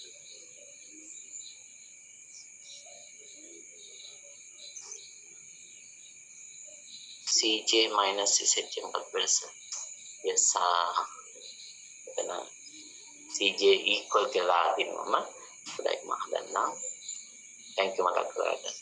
එතන වෙන්න ඕන number 1 එකේදී maximization objective එකකදී CJ minus ZJ right minimization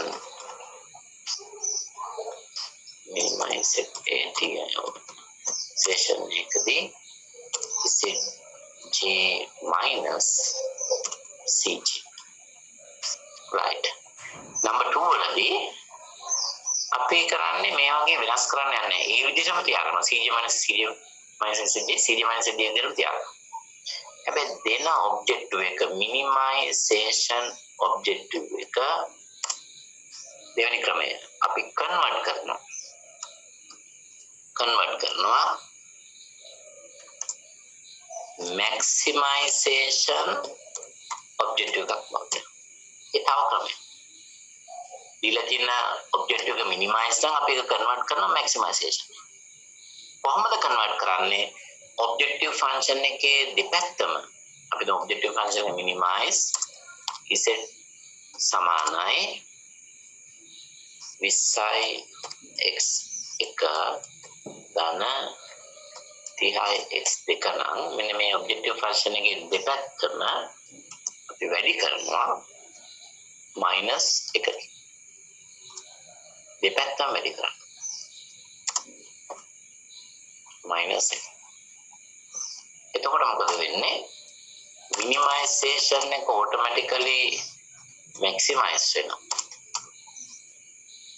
set සමානයි. එතකොට එන්නේ ඍණ 20යි x1 අයිමත් ඍණ 30යි x2 ඔන්න ඔය විදිහට අපිට පුළුවන් දෙවෙනි ක්‍රමයේදී දීලා තියෙන ඔබ්ජෙක්ටිව් එක මැක්සිමයිස් නම් අර මෙතඩ් එක කිසිදු දෙයක් වෙනස් නොකර ඒ විදිහෙම ඇප්ලයි කරනවා CJ mindset එකවත් වෙනස් වෙන්නේ නැහැ හැබැයි ඔබ්ජෙක්ටිව් එක කන්වර්ට් වෙන්න ඕන මැක්සිමයිසේෂන් වල කොහොමද කන්වර්ට් කරන්නේ given ඔබ්ජෙක්ටිව් එක multiply by -1 both side දෙකටම ඍණ එකෙන් වැඩි කරනවා එහෙම නැත්නම් ඒ කන්වර්ට් කිසිවක් අවශ්‍ය නැහැ පළවෙනි ක්‍රමයෙන් අපි කිව්වේ මැක්සිමයිසේෂන් එකේදී CJ mindset එක හෙව්වා නමුත් මිනිමයිසේෂන් එක මතක තියාගන්න මේක XJ CJ විදිහට ගන්න ඔය දෙකෙන් කැමති ක්‍රමයකට අපිට හදන්න බැහැ. කැමති ක්‍රමයකට හදන්න බැහැ. right? එහෙනම් අපි බලමු ඉස්සලාම මේ දෙක හදන්න අපිට වෙලා මදි වෙයි. අපි මුලින්ම බලමු කොහොමද දීලා තියෙන ආකෘතිය සම්මත ආකාරයට පරිවර්තනය කරගන්න. දැන් බලන්න මේක සම්මත ආකාරයට පරිවර්තනය කරනකොට අපි කන්සිඩර් කරන්නේ සංරෝධකයේ ලකුණ. මේ සංරෝධක දෙකම වැඩි හෝ සමානයි. සංරෝධක දෙකම වැඩි හෝ සමානයි. වැඩි හෝ සමාන සංරෝධකයක් සම්මත ආකාරයට පරිවර්තන කරන විදිහ අපි තාම ඉගෙන ගත්තේ නැහැ. වැඩි හෝ සමාන සංරෝධකයක්. අපි දැනටමත් දන්නවා සංරෝධකයේ අසමානතාවයේ තියෙන්නේ අඩු හෝ සමාන නම් අඩු හෝ සමාන ස්වරූපයේ සංරෝධකයක් නම් මේක සමාන තත්ත්වයට පත් කරනකොට අපි ඇඩ් කරේ ප්ලස් කරේ සිතිල විචාරය. දැන් සංරෝධකයේ පවතින වැඩි හෝ සමාන ස්වරූපේ නිසා අපි දැනගන්න ඕනේ මේක සමාන තත්ත්වයට පත් කරනකොට මොකක්ද කරන ගැළපීම. අපිට එතනදී ගැළපීම් දෙකක් කරන්න තියෙනවා. එකක් තමයි අපි අඩු කරනවා සර්ප්ලස් වේරියබල් එකක් අපි එකතු කරනවා ආර්ටිෆිෂල් වේරියබල් එකක් right එහෙනම් මතක තියාගන්න අඩු හෝ සමාන එකක් අපි සම්මත ආකාරයට පත් කරනවා කියන්නේ සමාන තත්ත්වයට පත් කරනකොට ගලපන්නේ සිතිල විචලනය වැඩි හෝ සමාන එකක් සම්මතාකාරයට පරිවර්තනය කරනකොට සර්ප්ලස් වේරියබල් එකක් අතිරික්ත විචලනයක් අඩු කරලා කෘත්‍රිම විචලනයක් එකතු කරා. ඒ අතිරික්ත විචලනයට ගන්න සර්ප්ලස් කියන එක S වලින්මයි. සංකේතය එකයි. සුදත් කියනත් පුළුවන් සම්පත් කියනත් පුළුවන්. දෙන්නම S වලින්. ඒ වගේ මෙතනදී S1 කියන්නේ ප්ලස් කරලා තියෙන්නේ මුලින්ම අඩු හෝ සමාන එකකින් ස්ලැක් වේරියබල් එකක් සිතිල විචලනයක් ඊළඟට අඩු කරලා තියෙන්නේ සර්ප්ලස් අතිරික්ත විචලනයක්. හැබැයි ඒකට එකතු කරලා තියෙනවා කෘත්‍රිම විචලනයක්. දැන් බලන්න හැමතිස්සෙම සර්ප්ලස් දැන් කෙනෙක් හිතන ප්ලස් නිසා කොහොමද හොයාගන්නේ කියලා. දැන් පළවෙනි එකේදී ස්ලැක් එක විතරයි තියෙන්නේ. සර්ප්ලස් එකත් එක්ක අනිවාර්යයෙන්ම කෘත්‍රිම විචලනයකුත් එනවා. ඒ නිසා දෙන්න එකට ඉන්නේ. ඒ නිසා තග්ගල හඳුනගත හැකියි. ඒ නිසා හඳුනගත හැකියි. තේරුණාද? මොකද සර්ප්ලස් එක අර S1 ස්ලැක් එක වගේ තනියම ඉන්නේ නැහැ. තනියම ඉන්නේ නැහැ. සර්ප්ලස් එක හැමතිස්සෙම එන්නේ greater than equal නම් සර්ප්ලස් එක අඩු වෙලා අතිරික්ත විචලනයක් අඩු වෙලා කෘත්‍රිම එකක් එකතු වෙන එක විතරයි වෙන්නේ. ඒ නිසා ඒ දෙන්න එකට ඉන්නවා කියලා කියන්නේ අනිවාර්යෙන් මෙතන අඩු වෙලා තියෙන සර්ප්ලස් එකක් කෙනෙක් වල දැනගන්න. නැත්නම් කෙනෙක්ට ප්‍රශ්නයක් කරනවා මේකම සිම්බල් එක යූස් කරාම කොහොමද අපි ඒක අතිරික්ත එකක්ද නැත්නම් සිතිල විචලනද කියන එක හඳුනගන්නේ. right? ඒක අපිට තව කතා කරන්න තියෙන එක අසමානතාව කියන්නේ සමාන සංරෝධකයක් තිබුත් විතරයි මම ඒකට පස්සේ එන්නම්. මෙතනදී ඒක ගන්නෙත් නෑ මම ඔක්කොම එකට ගත්තාම සංකීර්ණයි. දැන් ඔයාලා දැන්ටමත් දන්නවා අඩු හෝ සමාන නම් සිතිල විචලනයක් එකතු වෙනවා. වැඩි හෝ සමාන නම් අතිරික්ත විචලනයක් අඩු කරලා කෘත්‍රිම විචලනයක් එකතු කරනවා. බලමු මේකේ අදහස මොකක්ද කියන්නේ. right? මේ මම පැහැදිලි කරන්න මේ ගානට දාලා මෙන්න මේ ගැළපීම අපි කරේ constraint with less than equal at slack variable අඩු හෝ සමාන සංරෝධකයකදී සිතිල විචලනයක් එකතු වෙනවා. constraint with greater than equal we have to use the two variables අපි විචලන දෙකක් ගලපන්න ඕනේ. subtract surplus අතිරික්ත විචලනයක් අඩු කරන්න ඕනේ. it shows how much the solution exceed the current resources constraint resources සංරෝධකයේ සම්පත් ප්‍රමාණයට වඩා එක්සීඩ් කළ තියෙන අතිරික්ත ප්‍රමාණය කොච්චරද කියන එක තමයි ඒක නිරූපණය කරන්නේ. දෙවෙනි එක an artificial variable. කෘත්‍රිම එකක් අපි add කරන්න ඕන to avoid negative values of the variables in the initial solution. මූලික සිදුමට එන negative values නැති කරන්න තමයි අපි artificial එකක් එකතු කරන්නේ. කෘත්‍රිම විචලනයක් කියන්නේ artificial කියලා කියන්නේ සත්‍ය විචලනයක් නෙමෙයි. උදෙක්ම ගාන හැදීමේ අවශ්‍යතාවය සඳහා පමණක් භාවිත කරන විචලනයක්. එහෙනම් ওই දෙක මතක තියාගන්න. මූලික වශයෙන් වැඩි හෝ සමාන සංරෝධකයකදී අපේ විචලන දෙකක් ගලපන්න. තව දෙයක් අපිට තියෙනවා මෙතන ඉගෙන ගන්න. දැන් මේ අතිරේකව ගලපන විචලනයන් අපි අරමුණු සිතේට ගන්න ඕනේ. සිතිල විචලනය අරමුණු සිතේට ගත්තේ බිඳු සංගුණකයක් එක්ක. හේතුව සිතිල විචලනයෙන් අරමුණට සිදුවන බලපෑම නැති කිරීම සඳහා. ඒ ආකාරයටම මතක තියාගන්න අපි වැඩි හෝ සමාන සංරෝධකයකදී විචලන දෙකක් ගලපනවා. ඒකෙන් කෘත්‍රිම අතිරික්ත විචලනයේ සර්ප්ලස් වේරියබල් එක අපි අරමුණු සිතේට ගන්නේ බිඳු සංගුණකයක් එක්ක. සිතිල විචලනය වගේම ශූන්‍ය සංගුණකයක් එක්ක තමයි අතිරික්ත විචලනය ගලපන්නේ. හැබැයි කෘත්‍රිම විචලනය අපි ගන්න නැහැ බිඳු සංගුණකයක් එක්ක. මොකද කෘත්‍රිම විචලනය කියන්නේ ඇත්තම විචලනයක් නෙමෙයි. ඒ නිසා අපි කෘත්‍රිම විචලනය ගන්නේ විශාල m අගයක් සහිතව. විශාල m අගයක් සහිතව. Coefficient of the objective function of the artificial variable should be a big M, large M. As the artificial variables does not have any meaning physical, it must be kept out of any final solution. අපි artificial variable එක අවසාන විසඳුමෙන් අනිවාර්යයෙන්ම අයින් වෙන්න ඕන. අයින් කරන්න ඕන. කෘත්‍රිම එකක් ප්‍රසස් විසඳුමක් තුළ තියෙන්න බෑ. අන්න ඒ සඳහා තමයි අපි artificial variable එක ගන්නේ objective function එකට විශාල m අගයක් සහිතව. අපි මේ method එක හඳුන්වනවා large m method කියලා. large m method. අපේ ගානේ අරමුණ maximization objective එකක් නම් මතක තියාගන්න එතන වැඩි හෝ සමාන සංරෝධක තියෙන්න පුළුවන්. වැරදි වැටීමක් ඇති කරගන්න එපා. හැමතිස්සෙම අරමුණ උපරිම කිරීමකදී අඩු හෝ සමාන සංරෝධක විතරක් තියෙනවා කියලා. වැඩි හෝ සමාන සංරෝධකයක් තියෙන්න පුළුවන්. එහෙනම් එතනදී අපි සර්ප්ලස් එකක් අඩු කරලා ආටිෆිෂල් එකක් එකතු කරන්න ඕනේ. හැබැයි ආටිෆිෂල් එක අපි ගන්න අරමුණු සිතේට විශාල m අගයක්. අන්න දැන් ප්‍රශ්නයක් මතුවෙනවා. m අගේ ධනද ඍණද කියලා. m අගේ ධනද ඍණද කියන ප්‍රශ්න. මතක තියාගන්න maximization එකදී අපි m අගයක් එක තමයි artificial variable එක ගන්නෙ. ඒක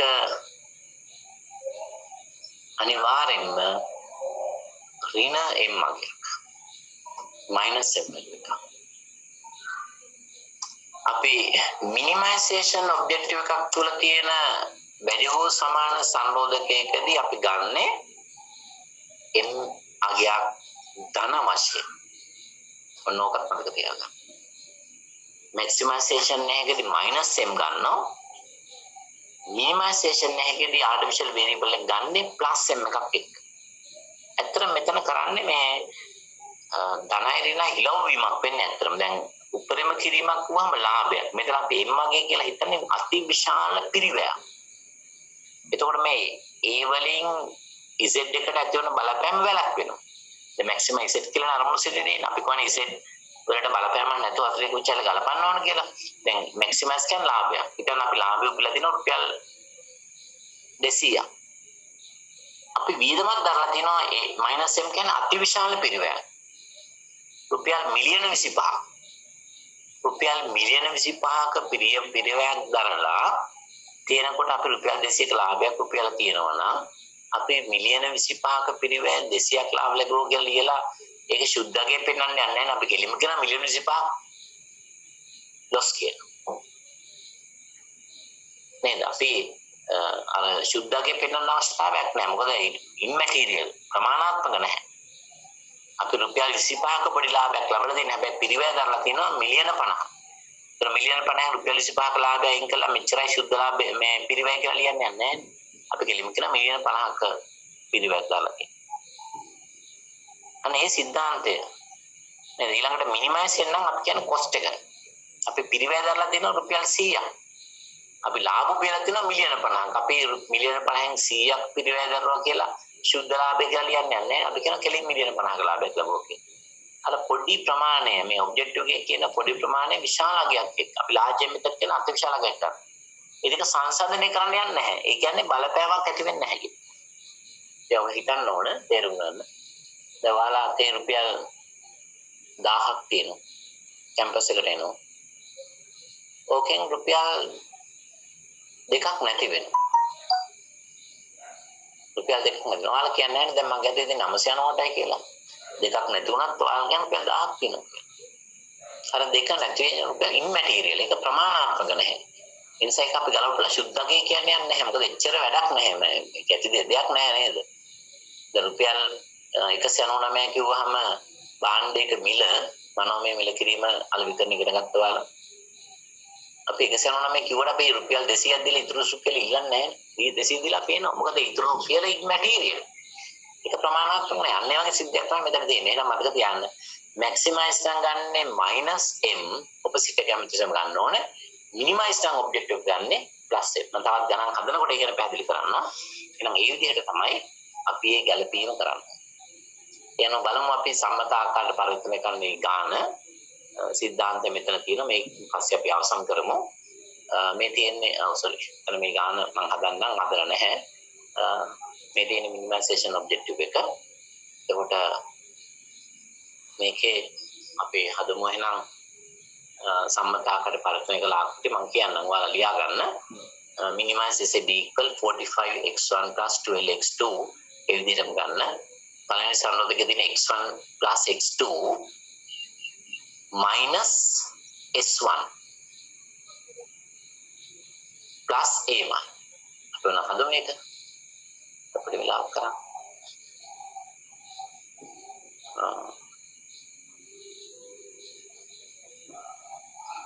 පළවෙනි සම්බන්ධකයේ ඉන්නේ x1 plus x2 minus s1 plus a1 equal 3. සම්මතාර පරිගණනය කරපුවාම සම්බන්ධකයේ මම ගත්ත අපි ස්ථාපනස්තියක් ලියාගමු 4512 නේ එකක් ලියාගමු මිනිමයිස් ඔබ්ජෙක්ටිව් එකක් 4512 minimize z equal 45 x1 plus 12 x2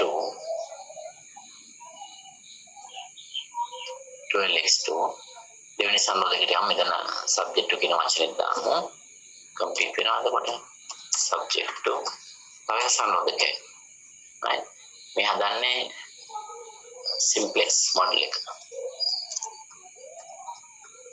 simplex model. අපි දෙවෙනි සම්බන්ධයකට ගමු බලන්න ඒක ගැන ටික. දෙවෙනි සම්බන්ධයකේ තියෙන 3x1 2x2 වැඩි හෝ සමානයි 250. වැඩි හෝ සමානයි 250. ඒක කියමු.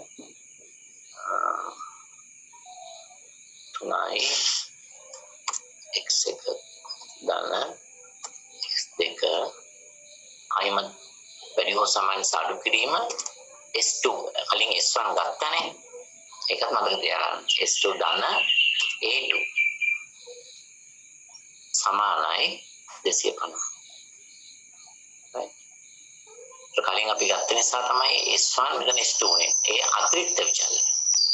හැමතිස්සෙම ආටිෆිෂල් එකත් එක තමයි ඉන්නේ. right දැන් අසුර විචලනය කියනවා x1 කමාවක් x2 ඔක්කොම රිවර්ස් වෙනවා. ඊළඟට s plus 1 කමා s plus 2 කමා a1 කමා a2 වැඩි හෝ සමානයි බිඳුව. ඒක වැඩි හෝ සමානයි. වැඩි හෝ සමානයි. ආම කම්ප්ලීට් නෑ. අරමුණු සිතේ අපි කම්ප්ලීට් කරමු. අරමුණු සිතේට මේ දෙක කලපන්න ඕන. මම කලින් කෝ අල්ගොරිතම් එකට ගලපන්නේ මිනිමයිසින් නම් ධනයෙන් මගිය. ඉස්සෙල්ලා අපි ගමු plus 0 s1 ඉස්සෙල්ලා සර්ප්ලස් වේරියබල් දෙක බිංදුව එක ප්ලස් හෝ මයිනස් වුණා කියලා ගැටලුවක් වෙන්නේ නැහැ මතක තියාගන්න. දැන් අපි බිංදුව සංගණනයක් එක්කනේ ගන්න. ඒ නිසා බිංදුව ප්ලස් ද මයිනස් කියන එක ප්‍රශ්නයක් නෑ. වලට ඕන ප්ලස් ගන්න ඕන මයිනස් ගන්න. මොකද මෙතන මයිනස් තියෙන නිසා කෙනෙක් හිතන්න පුළුවන් ඇයි s1 s2 මයිනස් විදිහට ගත්තේ නැද්ද කියලා. දැන් මෙතන s1 අඩු කරලානේ තියෙන්නේ. ඒ නිසා මෙතෙන්ට ප්ලස් ගත්තත් එකයි මයිනස් ගත්තත් එකයි බිංදුවත් එක්ක කිසි වෙනසක් වෙන්නේ. හැබැයි අනිවාර්යයෙන්ම ආටිෆිෂල් වේරියබල් එක ගන්නකොට බිග් m එකත් එක්ක මිනිමයිස් කරනවා අපි ගන්නේ. මිනිමයිස් නම් plus ma1 plus ma2 ma2 ඒතර ඔය විදිහට තමයි සම්මත ආකාරයට පරිවර්තනය කරගත්ත ආකෘතිය ගොඩනගන්න. ඊට පස්සේ ටේබල් එකට දාලා අපි ඒක ටික ඉස්සරහට හදාගෙන යමු ඊළඟ දවසේ. එහෙනම් අපි අදට මෙතනින් අවසන් කරමු. ගැටලු තියෙනවා නම් මොනවා හරි අහන්න පුළුවන්.